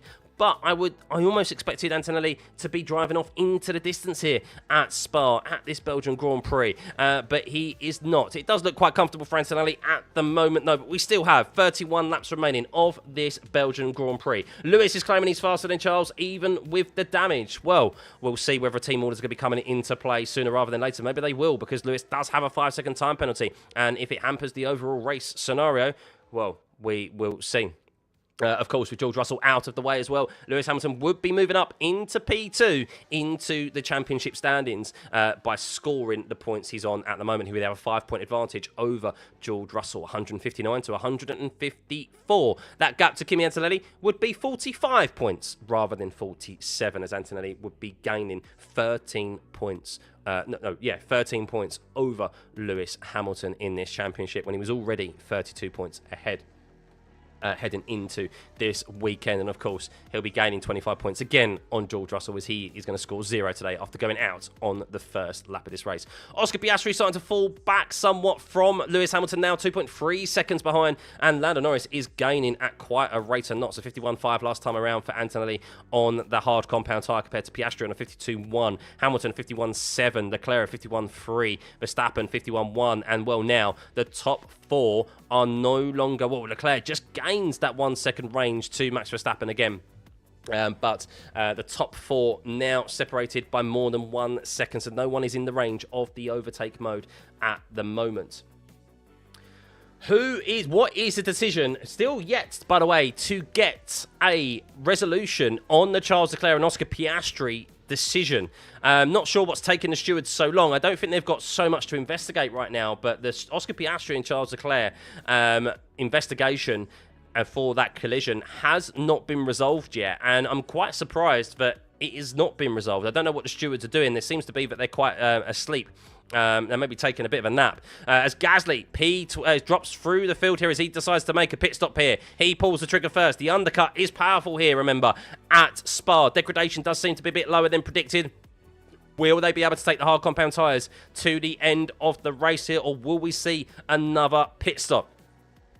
Average FIA response time. It does seem that way, Jarvis. It does seem that way. But thank you everyone for tuning in as always as Gasly exits the pit lane and comes out behind Esteban Ocon. You do suspect it won't be too long until they end up going ahead. Oscar Piastri really falling away, by the way. Lando Norris is the fastest man out on track at the moment. He is quicker than even Antonelli as he's on the hard compound tyre. Only by a few hundredths of a second. He is going to be catching up to his teammate as Piastri is really falling off here on these tyres. I don't think he has damage to his car. It was Charles Leclerc that had damage to his car after the collision that they had. As Charles Leclerc, speaking of him, he's 1.1 seconds behind Max Verstappen, who is 2.2 seconds behind Kimi Antonelli, who has that clean air out in front. Lewis Hamilton, damaged Ferrari. He has a 5-second time penalty to contend with when it comes to his next pit stop. Charles Leclerc, who I think will get a 5-second time penalty whenever the stewards eventually get round to assessing his collision. He is in P3 and closing down on Max. We'll see if he's going to be able to get past him, but does have damage to his floor as well. Lando is the one I think you really need to keep an eye out on here today, as he is going very, very nicely. Very quick McLaren here this weekend, and he is going to be catching up to his teammate. Will Oscar Piastri pull the trigger here? Remember, it's an 18.5-second pit stop lost time average at Spa. They're going to continue. 29 laps remaining. It does seem like this might be a one stop today. Kimi Antonelli has 1 track limits violation at the moment. 1 track limits violation. What happened to Russell? Collision with Lewis Hamilton on the first lap as we have a retirement in Sergio Perez as Liam Lawson comes into the pit lane. We have Colapinto into the pit lane as well. So Liam Lawson responding, VCARB responding to the undercut of Pierre Gasly. Let's see if they're going to be able to get Lawson back out ahead of Gasly, or whether the undercut has worked here. Colapinto does seem to be further down on the pit lane here. So here we go. To be very close with Lawson on the exit as Pierre Gasly makes his way into turn 1. He's going to get the run on Lawson as they make their way down into Eau Rouge here. And this is going to be the fence. Really hard for Liam Lawson as they makes his way through Eau Rouge and over Radion and the Kemmel Straight. Let's keep an eye on that battle between Gasly and Lawson, as Lawson is gonna not have the battery compared to Gasly. Look at the run that they've got. Is Gasly gonna go for a move here? We know that Lawson defends aggressively. Does he even need to defend here? And I think that is a great pit stop by VCARB to get Lawson back out and respond to the undercut of Gasly. And well, if they'd waited any longer, even a lap longer, that would have been a complete undercut for Gasly and a position gain. So well responded for Liam Lawson and the VCARB team. As Liam Lindblad, it will probably come in next, or maybe they'll try and keep him out a bit longer. But Lando Norris sets the fastest lap of his race at 50.663. Fastest man out on track at the moment. No further action for Charles Leclerc and Piastri. Wow, I'm surprised about that, to be completely honest with you. I'm very surprised Charles Leclerc has got away with that. But there we go. One to review after the race ends. 2 decisions. So one Ferrari driver has a 5-second time penalty in Lewis Hamilton, and the other, Charles Leclerc, who moved over into the path of Oscar Piastri and lost his a chunk of his floor for the sake of it. Has got no penalty there. I think what's happened there is that the stewards have looked at it that Charles Leclerc has actually come off worse because he's actually received damage to his car, whereas Piastri has no damage to his car. Interesting. Well, there's a lots to review at the end of the race, isn't there? There's lots to review in relation to, of course, Ferrari, Lewis Hamilton's penalty, whether it was right or wrong, as Lindblad and Lawson are going side by side into the run into Eau Rouge as they exit the pit lane. We have the 2 V-carbs side by side through Eau Rouge and Radion as Lawson, and there's these two is my prediction for these two may collide. And look who's steaming up behind them. It's Pierre Gasly. He's watching this unfold as Lawson and Lindblad are side by side as they make their way into turn 5. This could all end in tears. And who comes out ahead? Lindblad stays out ahead of Liam Lawson. Very, very close for both of them. And Lawson is going to go for a move down into Bruxelles, you do believe, with Pierre Gasly close behind. This could end in tears between the two V-Carb drivers. And dearie, dearie me, V-Carb probably had their heart in their mouth there on the pit wall. My goodness. And Gasly could not capitalise on those two going side by side whatsoever. As, oh my goodness, actually, Liam Lawson got forced off the racing track at Les Combes. Wow, could that be investigated? Dearie me. Arvid Lindblad forced Liam Lawson, and he had to really control that V-Carb as he rejoined into the middle of Les Combes there, turn 6, as Max Verstappen comes into the pit lane, the first of the top 4 to pit. But my goodness, Lawson there nearly losing control of the car. Who was ahead at the apex? I don't know, but no room given at all between the two V-Carb drivers there. You'd say teammates leave each other racing room. Well, Arvid Lindblad on the inside there did no such thing. Of course, we know that the racing rules are who is ahead at the apex, and you're entitled to do so. But we have seen different rules, of course, between teammates. But I'm still yet to see a replay of who was ahead there and what will happen. But keep an eye out on that battle between Lindblad, Lawson, Gasly, and Colapinto, who are fighting for the last point scoring positions. Dearie me, hard battle for them. So Isaac Hadjar is pitted. He is out. Oh, we have a VSC. We have a VSC. Who is this for? Piastri, by the way, has been caught by Lando Norris. What has happened here? Is this because of gravel? Oh, no. Sector 18. What's happened at Sector 18? So this is the bus stop chicane. There's marshals on track at turn 17. What's happened here? Something's flown off of someone's car. There's a VSC. What has happened here? Not entirely sure. It says it's clear now. It says it's clear. VSC is ending, so a very brief VSC. Oh, Hamilton. Why the hell? I told you what strategy I wanted to do. You've put me out with everyone else now. We are on plan B as the track is clear, and we are going again. So no one really able to benefit there by a pit stop under the VSC apart from Lance Stroll. But Antonelli pits now. Antonelli pits. Is Charles Leclerc going to follow him into the pit lane as well? No. Leclerc and Hamilton extend their stint here. Not sure. Still not exactly sure what happened there with the pits. I'm still not exactly sure what has happened there with that VSC. There must have been some debris out on track. Something must have flown out on track for them to remove it. Not seen it. Not sure why. But Kimi Antonelli. Oh my goodness. Kimi Antonelli nearly hit the wall in the pit lane on the entry. My goodness, Kimi. Very close there as we joined him. An on-board shot for Kimi Antonelli. His E-exits out in P5. So I don't think he actually hit the wall. No, he didn't hit the wall. As Lando Norris is on the rear of Oscar Piastri here, and well, if you are McLaren, you are telling Oscar to get out of the way because Lando is on a completely alternate strategy to Piastri, and Piastri has lost a whole heap of time. Lando started in P13. He finds himself in P4, and he has caught his teammate on pace alone, out on track, and he's up 9 positions. And I'm surprised there's not a team order coming in right now between Norris and Piastri. But Norris, keep an eye on him today. He is not out of having a decent result in this race and having an eventual role. Of course, with Lewis Hamilton having a 5-second time penalty to serve, Charles Leclerc relinquished of any fault with his collision with Oscar Piastri, which, as I said, I still don't think I agree with, but we'll review them after the race and see what the stewards have got to say about those incidents. But Charles Leclerc leads this race as Antonelli has made a pit stop. He is P1. Will he respond this time around as Antonelli does the fastest middle sector? 26 laps remaining. They are on plan B. Lewis Hamilton is not happy about his strategy. He said they spoke about it before the race, but they are on plan B. As there we go. A swap of positions for Lando Norris and Oscar Piastri as he make their way into the bus stop chicane. As Lando is on the hard compound tyre and will undoubtedly be on the mediums towards the end of this race. The quicker tyre, as he is 4.2 seconds behind Lewis Hamilton and Charles Leclerc up ahead. But the Ferrari strategists are doing something different to everyone else, it seems, as Antonelli is 5.1 seconds behind Oscar Piastri. Max Verstappen, fastest lap of the race for him, purple there, at 150.0. He is 2.9 seconds behind Kimi Antonelli and pitted a lap earlier. Isaac Hadjar finds himself in P7, up 14 places after pitting on the first lap of the race onto the hard compound tyres. He started 21st because of a penalty for... Oh, Piastri's come back at Norris into turn 5.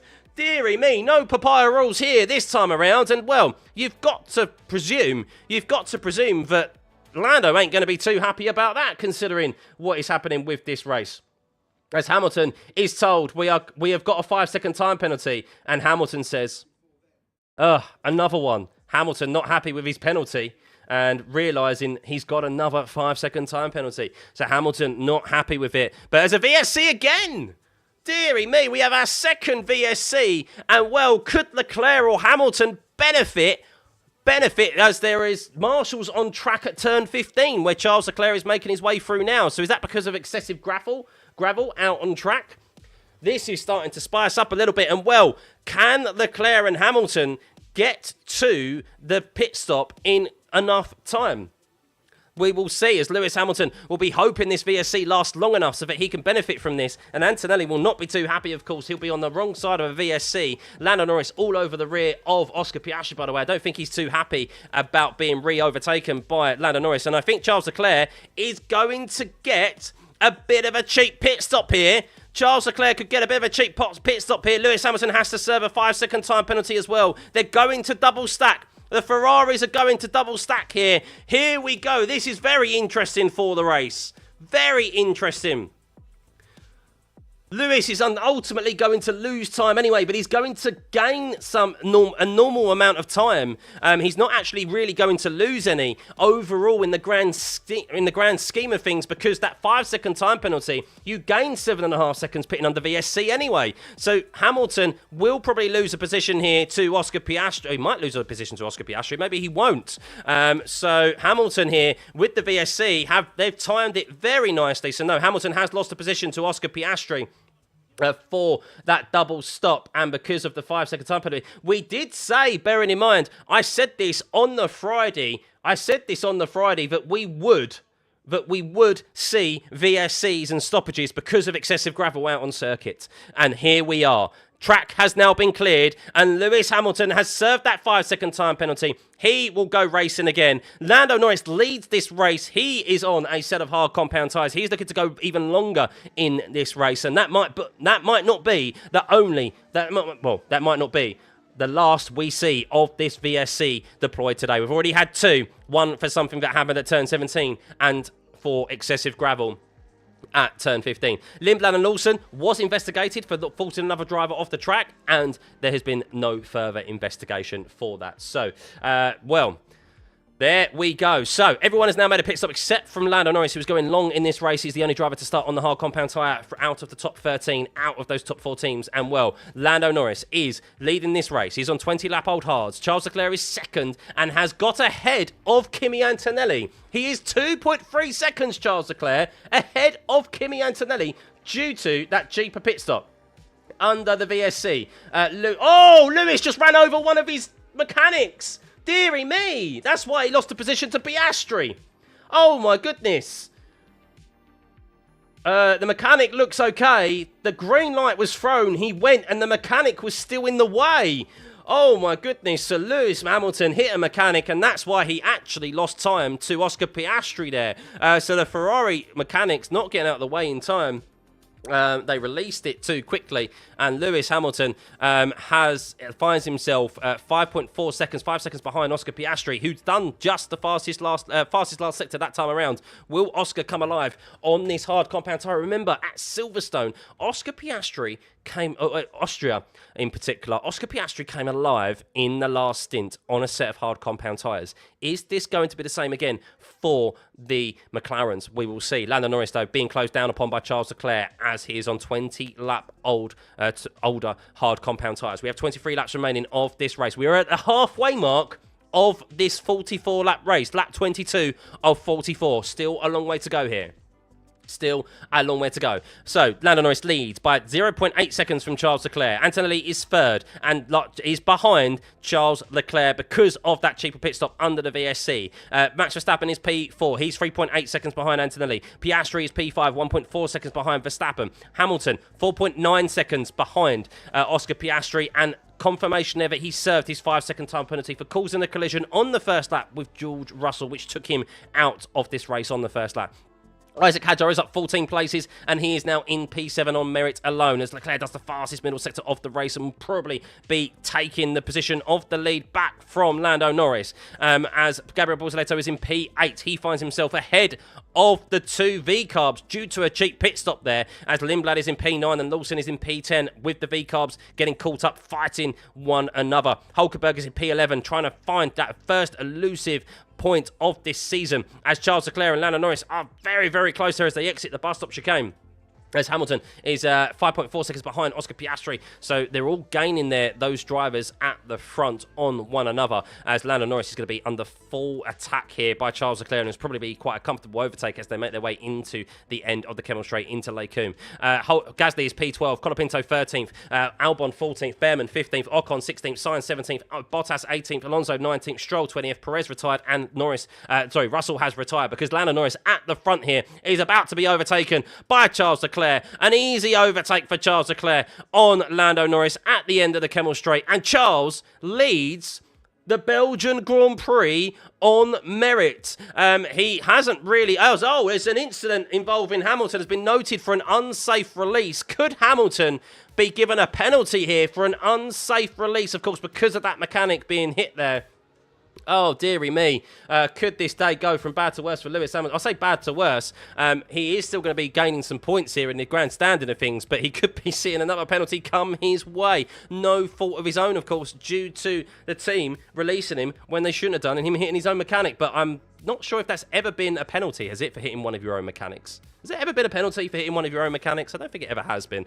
But we'll see. With Lewis Hamilton, sometimes some new rules are... I've never seen... Yeah, sometimes some rules are made up, aren't they, when certain drivers are involved. But anyway, Charles Leclerc, P1, Lando Norris, P2, and, well, Antonelli now with the fastest lap of the race last time around of 49.3. Let's see what Antonelli can do. How quickly can he get past Lando Norris and then chase down Charles Leclerc? Charles Leclerc is on this hard compound tyre to the end of this race, as will Antonelli. Will we see another VSC because of the gravel that we saw earlier on? I suspect we will see another one at some point, with the gravel tracks being so deep as they are. Ooh, so just over halfway mark of this race. Thank you everyone for tuning in. Hit that like and subscribe button, by the way, if you haven't already. We are fast approaching 90,000 subscribers, nearly at 88,000 subscribers, so thank you everyone. We'll be here, of course, for Hungary next week at Hungarian Grand Prix, before we then go into the summer break. Another break, who can believe it, hey? But there will be then quickly into the last half of the season, as Antonelli does the fastest first sector of the race, as he's in the slipstream with Lando Norris. Lando Norris looking to go long in this race on the hard compound tyre. He's very quick today. A shame that he's had that 10th place grid penalty, but maybe that extra battery that he's got in the car that is over his allocation, his fourth battery of this year, maybe that is the reason why the McLaren has been so improved here this weekend.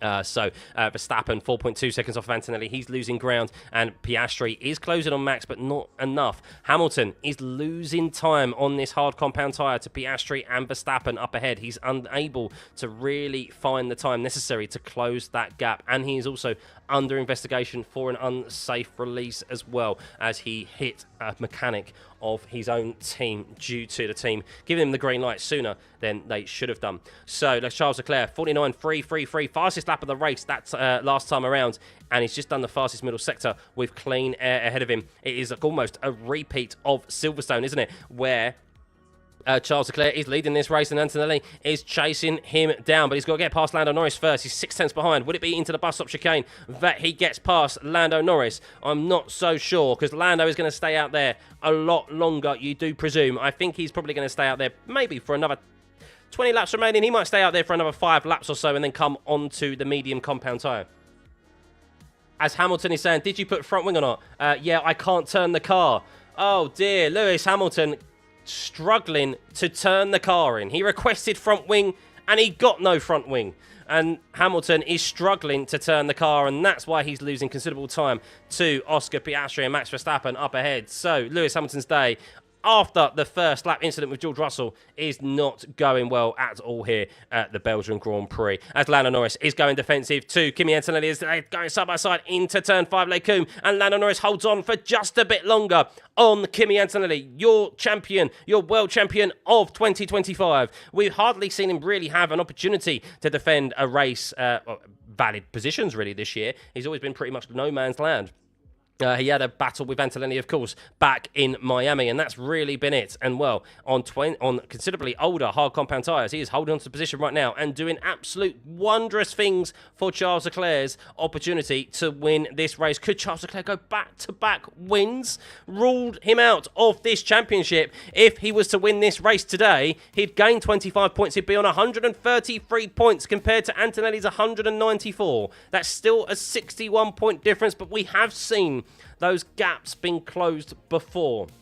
He would be, as it stands, he would be 22 points behind his teammate if he was to win this race and Hamilton finish P6. Of course, Hamilton, the way that he's driving at the moment, and as he is under investigation, as he'll be investigated after the race, an unsafe release. So probably not going to affect his eventual race finishing position, but he needs to be careful of Isaac Hadjar behind, who is gaining. He is 6.8 seconds behind and has 19 laps to catch up, as Charles Leclerc leads by 3.1 seconds as he crosses the line, as Norris is 2.8 seconds behind, but Norris is not thinking ahead, he's looking behind, as Antonelli is 3 tenths behind and wanting to clear the papaya car of Lando Norris so that he can get on the back of Charles Leclerc and regain the lead of this race that was relinquished from him due to a VSC. But here we go, Antonelli closer than he was last time around. 2 tenths is the gap. 1.5 tenths is the gap. It's 5 tenths. It's 500ths of a second. They're side by side, and Antonelli is now ahead quite comfortably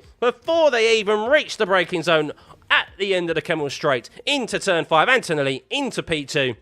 And, well, with 2 lap older hard compound tyres, he is now going to be looking at the back of the rear wing of the Scarlet Ferrari of Charles Leclerc. 3 seconds, just under 3 seconds is the gap, and he'll be looking to regain his lead in this race and look to win his 6th race of this season. 6 out of 10 races this year alone. What a tremendous performance that will be.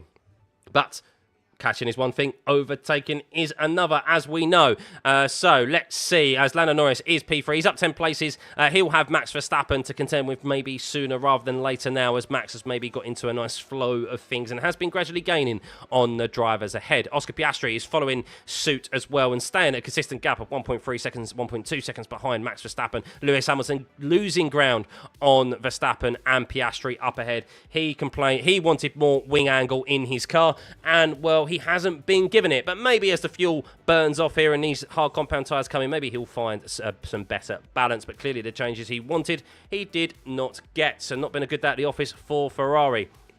Isaac Hadjar, 6.6 seconds. He started 21st, bearing in mind today. He is looking to close the gap on Lewis Hamilton and even overtake his idol, who he has grown up watching. So Hadjar 6.6 seconds behind and looking to score a P6 and 15 places gained today. What a drive that will be for him. Oscar Piastri now within that 1 second range of Max Verstappen, where Max is gaining on Norris. Well, Piastri is also doing the same on Verstappen here. Battle for the last point scoring positions. Bortoleto is in P8, came out on the right side of the VSC, and he is in P8 there, launched past the V-Carbs who are in P, and the two Alpines. He's in P9 and P10 is Lindblad and Lawson. Lawson is now 10.8 seconds behind Arvid Lindblad. I don't know if he's got some damage, Lawson, or not, or whether he's just trying to play the team role and build a gap to Arvid Lindblad. He doesn't have the updates here this weekend as Albon gets past Ollie Behrman into the bus stop chicane.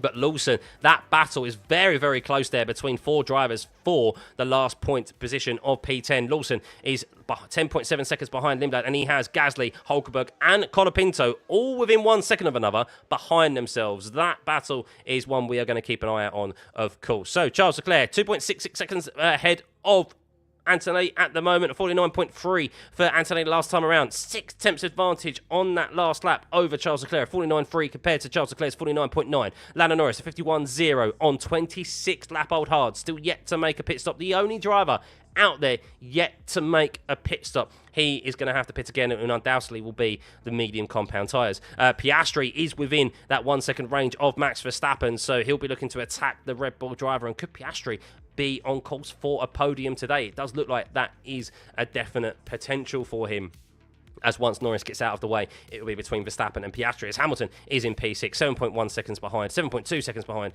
Piastri, and unable really to gain ground, and Hadjar in P7, 6.5 seconds behind. So last time around, it was a 49.9 for Charles Leclerc, very much a 150, and Antonelli did a 49.78. So 2.5 attempts taken out of the time there for Charles Leclerc, and he's plenty of time left. There's 17 laps remaining for Kimi Antonelli to catch up to Charles Leclerc, so still plenty of time here.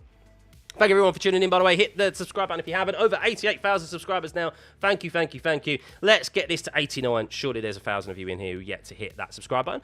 We'll be back, of course, next week. Over 1,300 likes as well, so if you can hit that. I'm going to give you 5 of you random some gifted subs now. Just some, it is completely random. If you have been lucky enough to receive one of those happy days, it is completely random. So, yeah, thank you for supporting the channel, as always, everyone. So, 17 laps remaining. What does this Belgian Grand Prix got in store for us? There's quite a field spread here. The closest battle out on track at the moment is Norris, Verstappen and Piastri, but there's also a very close battle between Lawson in P10, Gasly P11, Hulkenberg P12, and Colapinto P13. As Hulkenberg looks like he's going to be overtaken by Colapinto as they go side by side down into turn 5. But Hulkenberg has the slipstream of Colapinto's teammate ahead, Pierre Gasly. They're side by side into turn 5, and Colapinto comes out ahead of the German, and Colapinto is up into P12. But how much battery has he used there? Of course, we've seen a bit of yo-yo racing here today. Is Hulkenberg now going to have the battery offset and get straight back past Colapinto? We have seen that today. Verstappen now finds himself the meat in a papaya sandwich. Is he maybe going to be in papaya in a few years' time? In a few years' time, next year maybe, or even just a few years' time in the future. We don't know. But Max Verstappen in that Red Bull finds himself sandwiched between Lando Norris in P3 and Oscar Piastri, who is in P5. And while Lando still yet to make another pit stop in this race, he's going to be going long here on the hard compound tyre. He's doing 150.7s, while Verstappen and Piastri are considerably quicker behind. But we know that catching is one thing and overtaking is another. But let's see if Verstappen is going to be able to overtake Norris this time around. He's been a lot closer. He'll, however, have overtake mode enabled. He is gaining there. Look at that interval time. It's half a second, but it's not sufficient as they make their way over Radion through down the Kemmel Straight. It's 3 tenths, but here we go. He's side by side with Lando Norris. Side by side, the two former rivals, and Verstappen comes out ahead of Lando into Lacombe. Lando tries to fight back, but he just does not have the level of grip necessary to hold on to that position, and he now finds himself in P4, and I'm sure he will cede his position to Oscar Piastri pretty sharpish, or maybe he won't, because Piastri did take the position back earlier on when they were on different strategies, or when he was on the medium, and when Norris was still on much fresher hard compound tyres. Antonelli update though, he is gaining on Charles Leclerc, 2.3 seconds is the gap. Watching, oh, Lando did try to go back past Verstappen. Verstappen went very deep. He sent it almost into Les Combes there, Max Verstappen. But blue flags way for Fernando Alonso. He has only been lapped once, by the way, Fernando Alonso, as we do have confirmation there of our third retirement of the race in Lance Stroll. So Lance Stroll has retired from this race. So Fernando Alonso has only just been lapped. 29 laps into this race. That's not too bad, really, for Fernando Alonso. Right. Charles Leclerc is 2.2 seconds ahead of Kimi Antonelli as they cross the line for the 30th time here. We have 15 laps remaining of this Belgian Grand Prix. Who is going to win? Can Charles Leclerc win his second race in a row when it looked like for so long he was not on top of this car? He has even got damage to that Ferrari after a collision with Oscar Piastri, but I think he is very, very fortunate not to have received the penalty for, but maybe the stewards have seen that he actually came off worse because he received damage and Oscar Piastri didn't, but yeah, he will see the stewards ruling after that, and of course Lewis Hamilton's ruling as well for his 5-second time penalty with his collision with George Russell.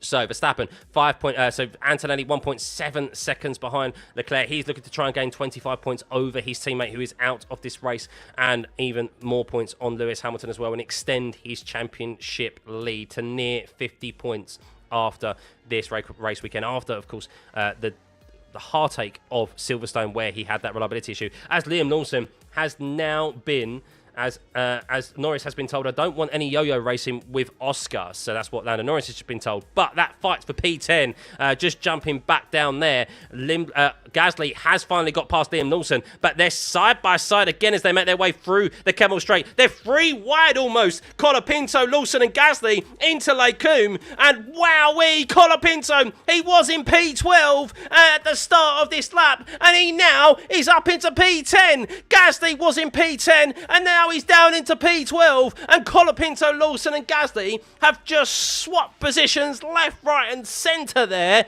all the way from turn 1 to turn 8. Great racing for this last point here of the race. Colapinto up into P10 when not too long ago he found himself in P13 where Hulkenberg is, and this race for the last point might not be over with, although Colapinto will be looking to get away as Lando now decides to pit here. Finally 30 laps on this hard compound tyre.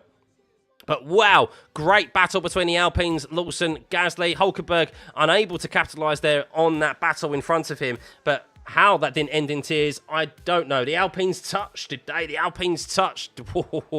We've seen a few teammates touch, haven't we? And we've seen a few collisions today. But Lando Norris, where does he rejoin? He is going to come out behind Gabriel Bortoleto, and his battle today will be trying to close down Isaac Hadjar and potentially Lewis Hamilton. But Lewis Hamilton does seem to have that balance of his Ferrari has seemed to have come back towards him, it seems, as he's gone into this second stint, because he is now gaining on Piastri and Verstappen, and is 5 seconds behind Piastri and Verstappen. So maybe there is an outside opportunity of a podium for Lewis Hamilton with 14 laps remaining here.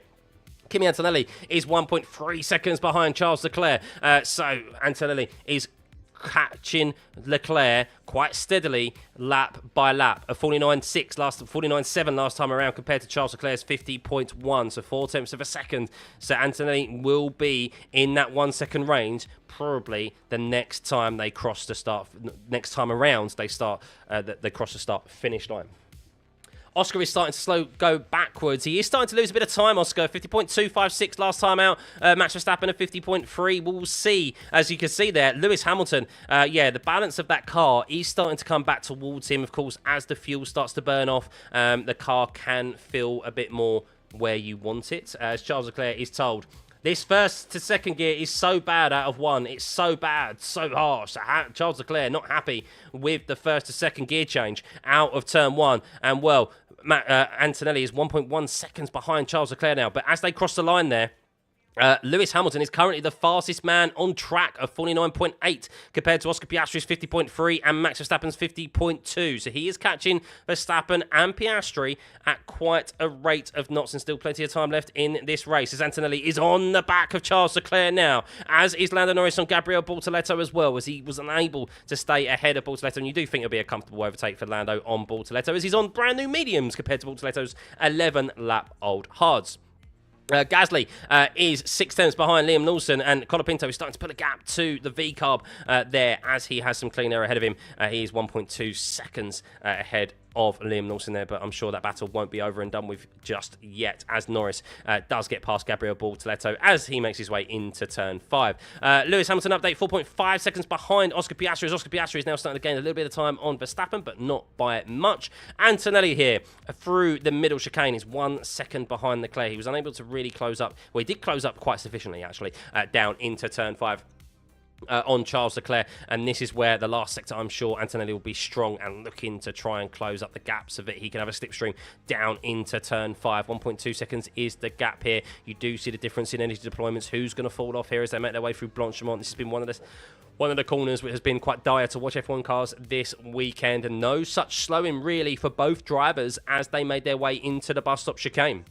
Verstappen 6 seconds behind Antonelli, and 6 seconds behind Antonelli, and 7.1 seconds behind Charles Leclerc. That battle for P10 still raging on. Colapinto unable to pull away sufficiently from Liam Lawson. 1.3 seconds is the gap to Lawson. Gasly 3 tenths behind Lawson. Hulkenberg 1 second behind. He's hoping maybe something happens up ahead, but we're going to jump back to the top of the timing screens here as Leclerc is under attack here from Kimi Antonelli, but is Antonelli close enough? It's 7.5 tenths as they make their way over Radion and down the Kemmel Straight here. Will Leclerc be getting a slight little slipstream from the Cadillac up ahead, or will it be a detriment to him as Antonelli gains 3.5 tenths on Leclerc down the Kemmel Straight there?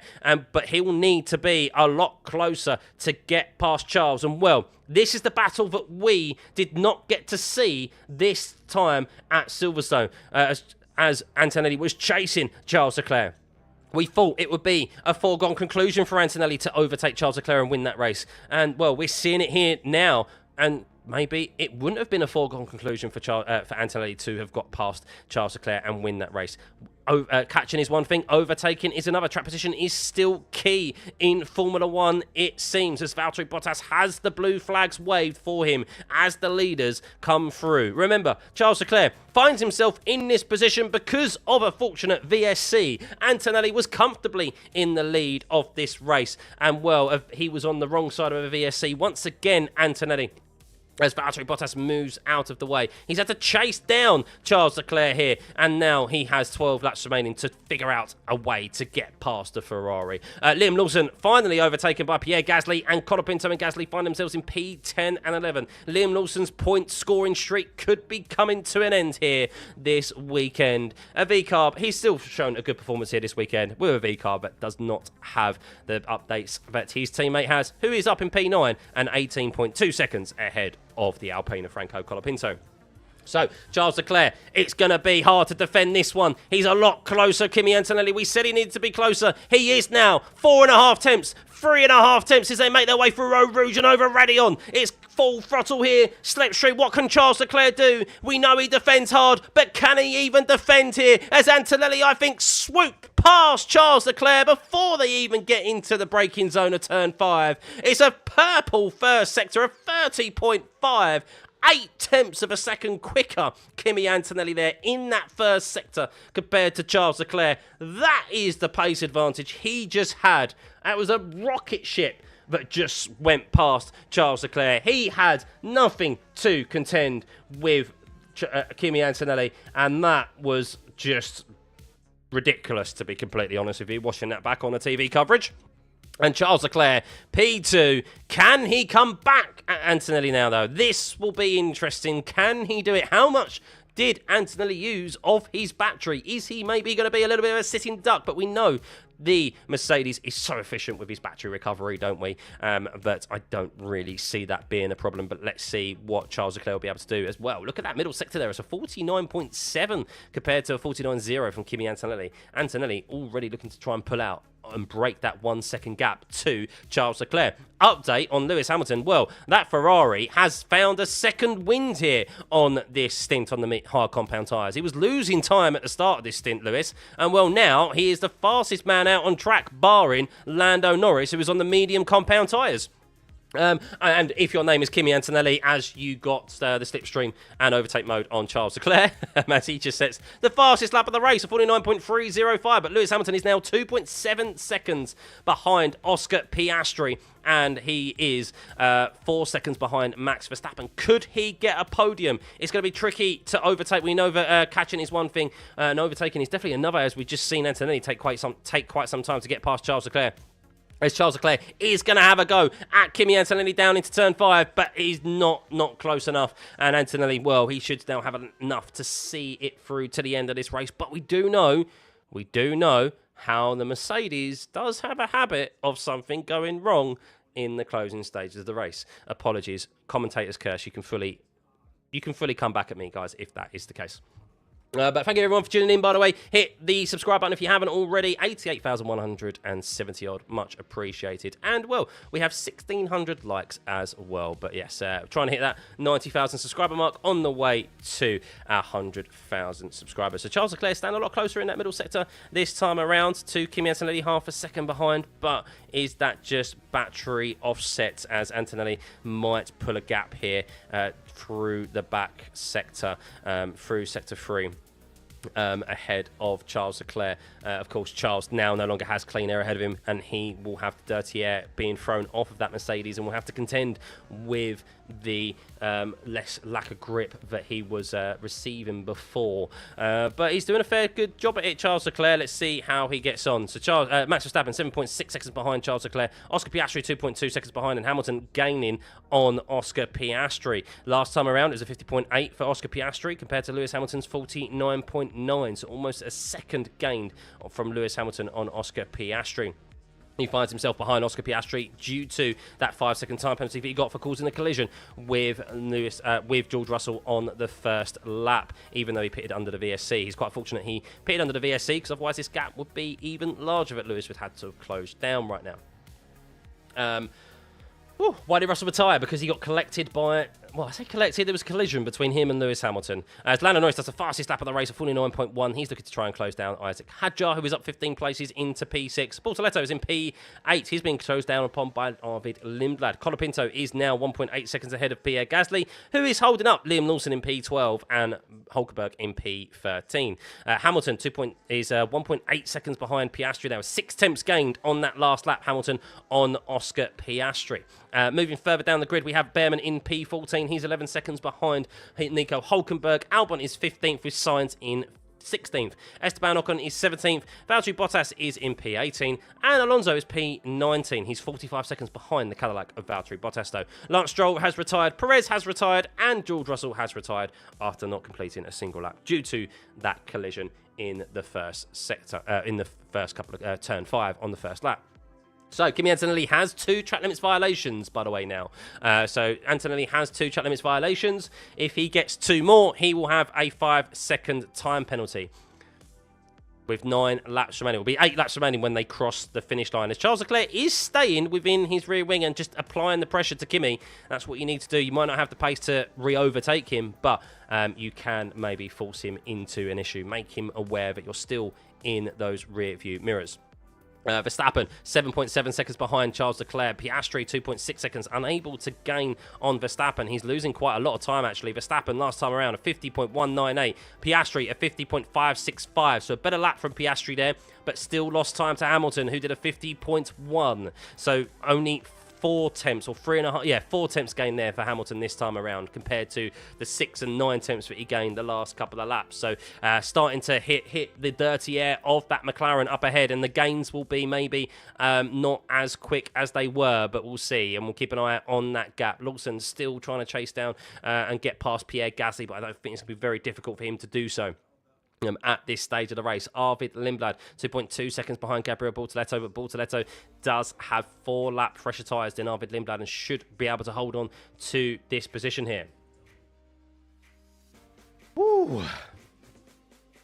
Why did Stroll retire? I have no idea. Absolutely no idea. The Aston Martins, of course, are not quite at the races at the moment, are they? But Hamilton, 1.3 seconds behind now. He just really gained a whole heap of time in that section through turn 5 all the way to turn 8. So he is starting to reel Oscar Piastri in. Can he make quick work of him? And can he maybe catch Max Verstappen? I'm not so sure, as Max Verstappen is lapping the same times as Lewis Hamilton. And as we know, Max isn't going to roll over easy, nor is Oscar Piastri, of course, either. Antonelli still not able to pull away from Charles Leclerc. 50.0 last time around for Antonelli and a 50.162 for Charles Leclerc. He's still within that 1 second range and will have the overtake mode available to use, as Hamilton is within 1 second of Piastri now. I presume that's going to be under 1 second when they get into that come across the start-finish line, as Antonelli set the fastest last sector of anyone there, a 29.032, but Leclerc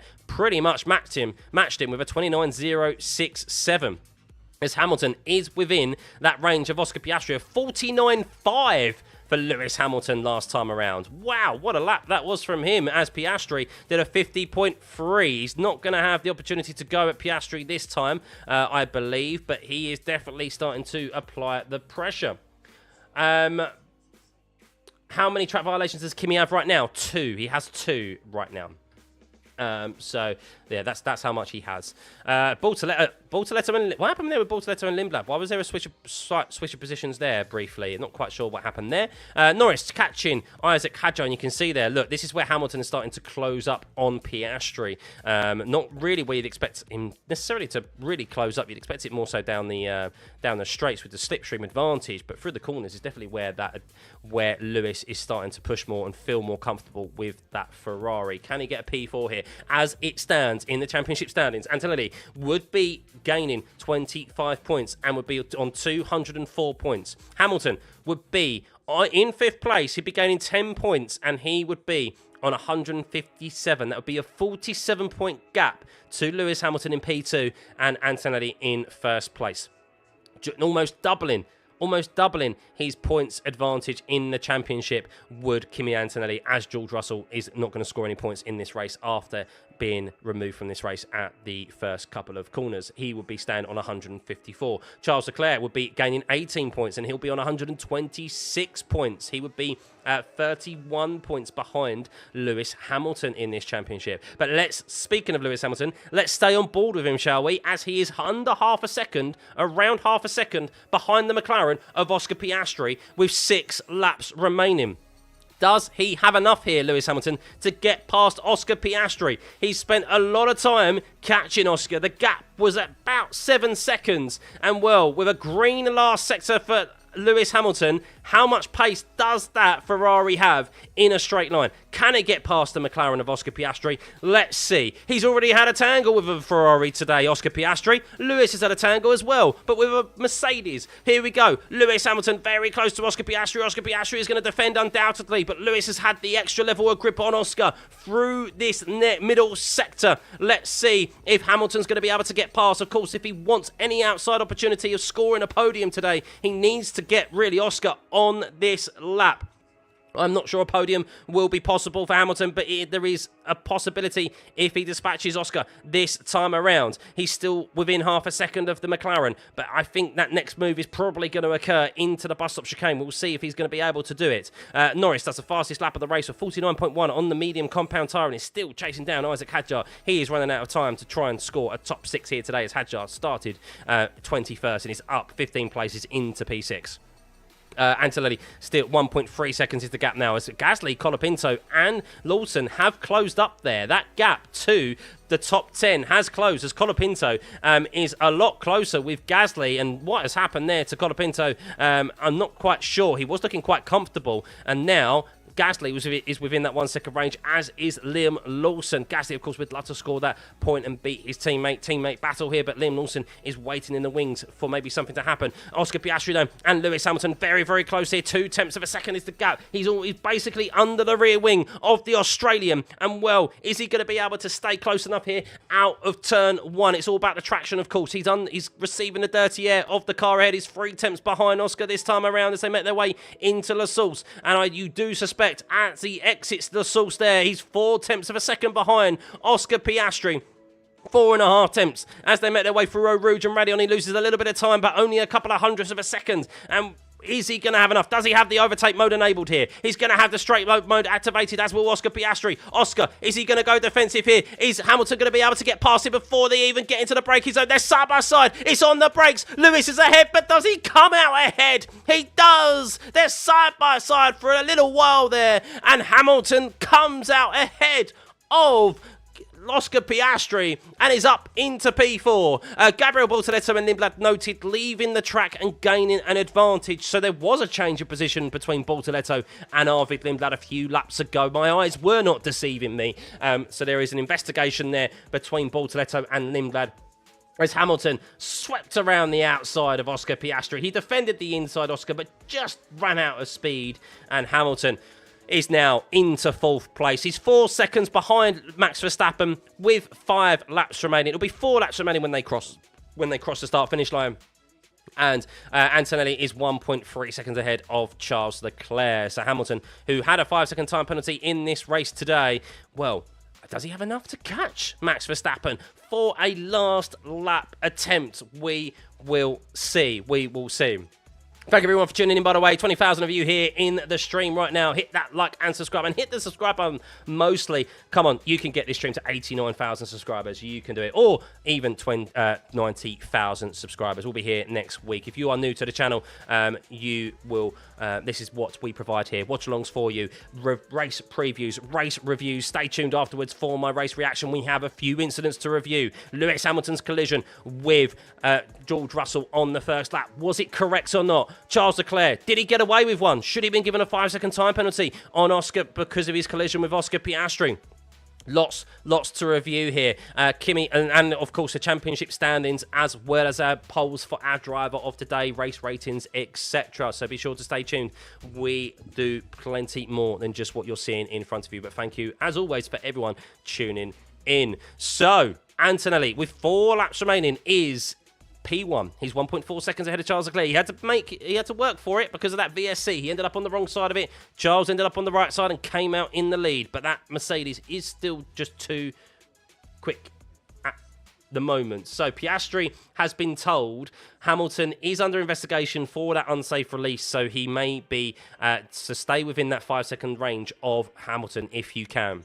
Be very harsh, again, I think, for Lewis Hamilton to get another 5-second time penalty for that, considering it was an inter-team thing with hitting their mechanics. But, yeah, no other race team was involved, so I'd be very surprised if that is a 5-second time penalty for Lewis Hamilton. But I've seen stranger things in Formula 1. But speaking of stranger things, what has happened with Franco Colapinto? Because he is in P10, and he was comfortably in P10, and now he has fallen back into the clutches of his teammate Pierre Gasly and Liam Lawson. We have seen these three tussle and change positions quite a few times in this race, and Colapinto was pulling away, and now he is at risk of losing this last point. Hulkenberg, could there be some late drama here and Hulkenberg score that last point, that elusive that first point that has been so elusive for him this season? Anthony just does the fastest last sector of anyone today, a 28.8. First driver, I think, to go sub-29 in that last sector.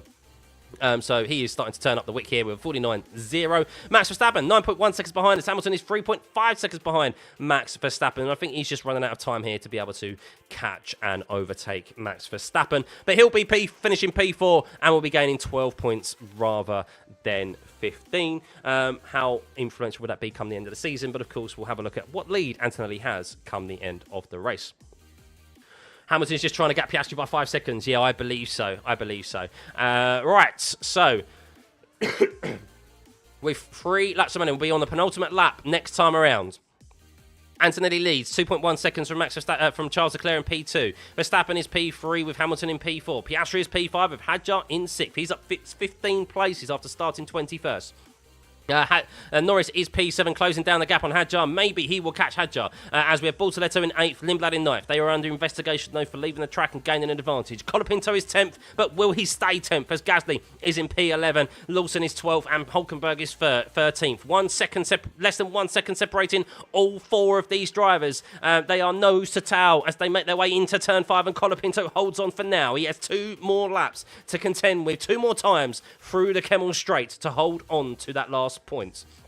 Behrman is P14 with Albon in 15th. Sainz is 16th. Ocon is 17th. Bottas is 18th. Alonso is 19th. Only lapped twice here today. I thought it'd be more, to be completely honest with you. And Stroll is is retired. Perez has retired, and Russell retired as well. No further investigation for Bortoletto and Lindblad for leaving the track and gaining an advantage. So that for those drivers. Hamilton could have won this race with the amount of pace he's shown in the second stint. Coulda, shoulda, woulda. It is what it is what it is, isn't it? Lots of things have happened in Hamilton's race today. But yeah, I mean, it's positive that he has this pace in the last stint. But Charles Leclerc has also had pretty good pace as well. Not to take anything away from Charles. Right. So, we are on the penultimate lap of this race. The closest battle out there at the moment is for the last point, and it seems Colapinto has just stolen a bit of ground on Gasly and Lawson behind him. So maybe Gasly has just been trying to hold on to that position and hold off Lawson and Hulkenberg. And, well, Hamilton is closing Verstappen. Has lost ground to Verstappen. He's just probably trying to bring this home.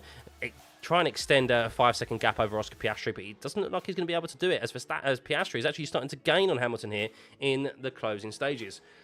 Thank you everyone for tuning in, by the way. Hit the subscribe button if you haven't already, please. Much appreciated. Get that number at the top of your screen. Up to 90,000. Go on, you can do it. Get it closer. Get it closer. Right. We are approaching the last lap of the Belgian Grand Prix here. Kimi Antonelli, he's been made to work for it. It hasn't been easy for him, but it kind of has been easy for him, let's be real, as he comfortably caught and then eventually overtook Charles Leclerc.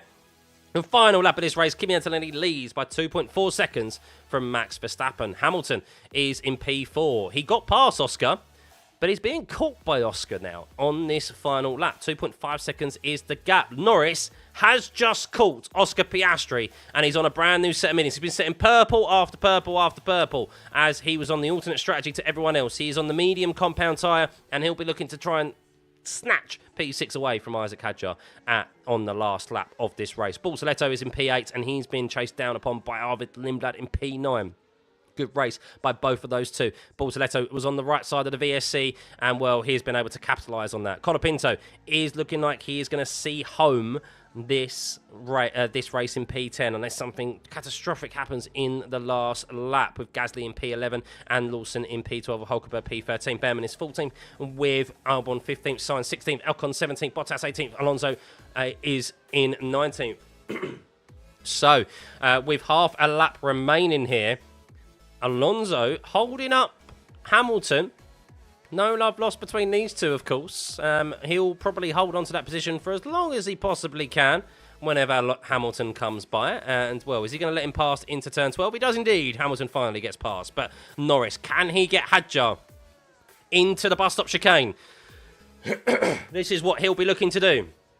Hadjar will be looking to hold on to this position as they make their way into the bus stop chicane. What can they do as Antonelli does head into the bus stop chicane, and Antonelli comes across the line and wins for the 6th time this year. 6 out of 10 10 races he's won.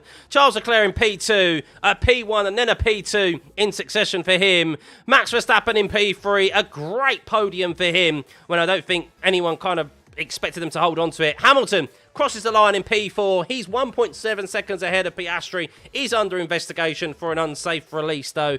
Hadjar in P6. He holds on to P6. 15th for Isaac Hadjar. 15 places gained for Isaac Hadjar. Lando Norris in P7. Fastest lap after fastest lap for him on the alternate strategy, up 6 places after qualifying third and being demoted to 13th because of a penalty.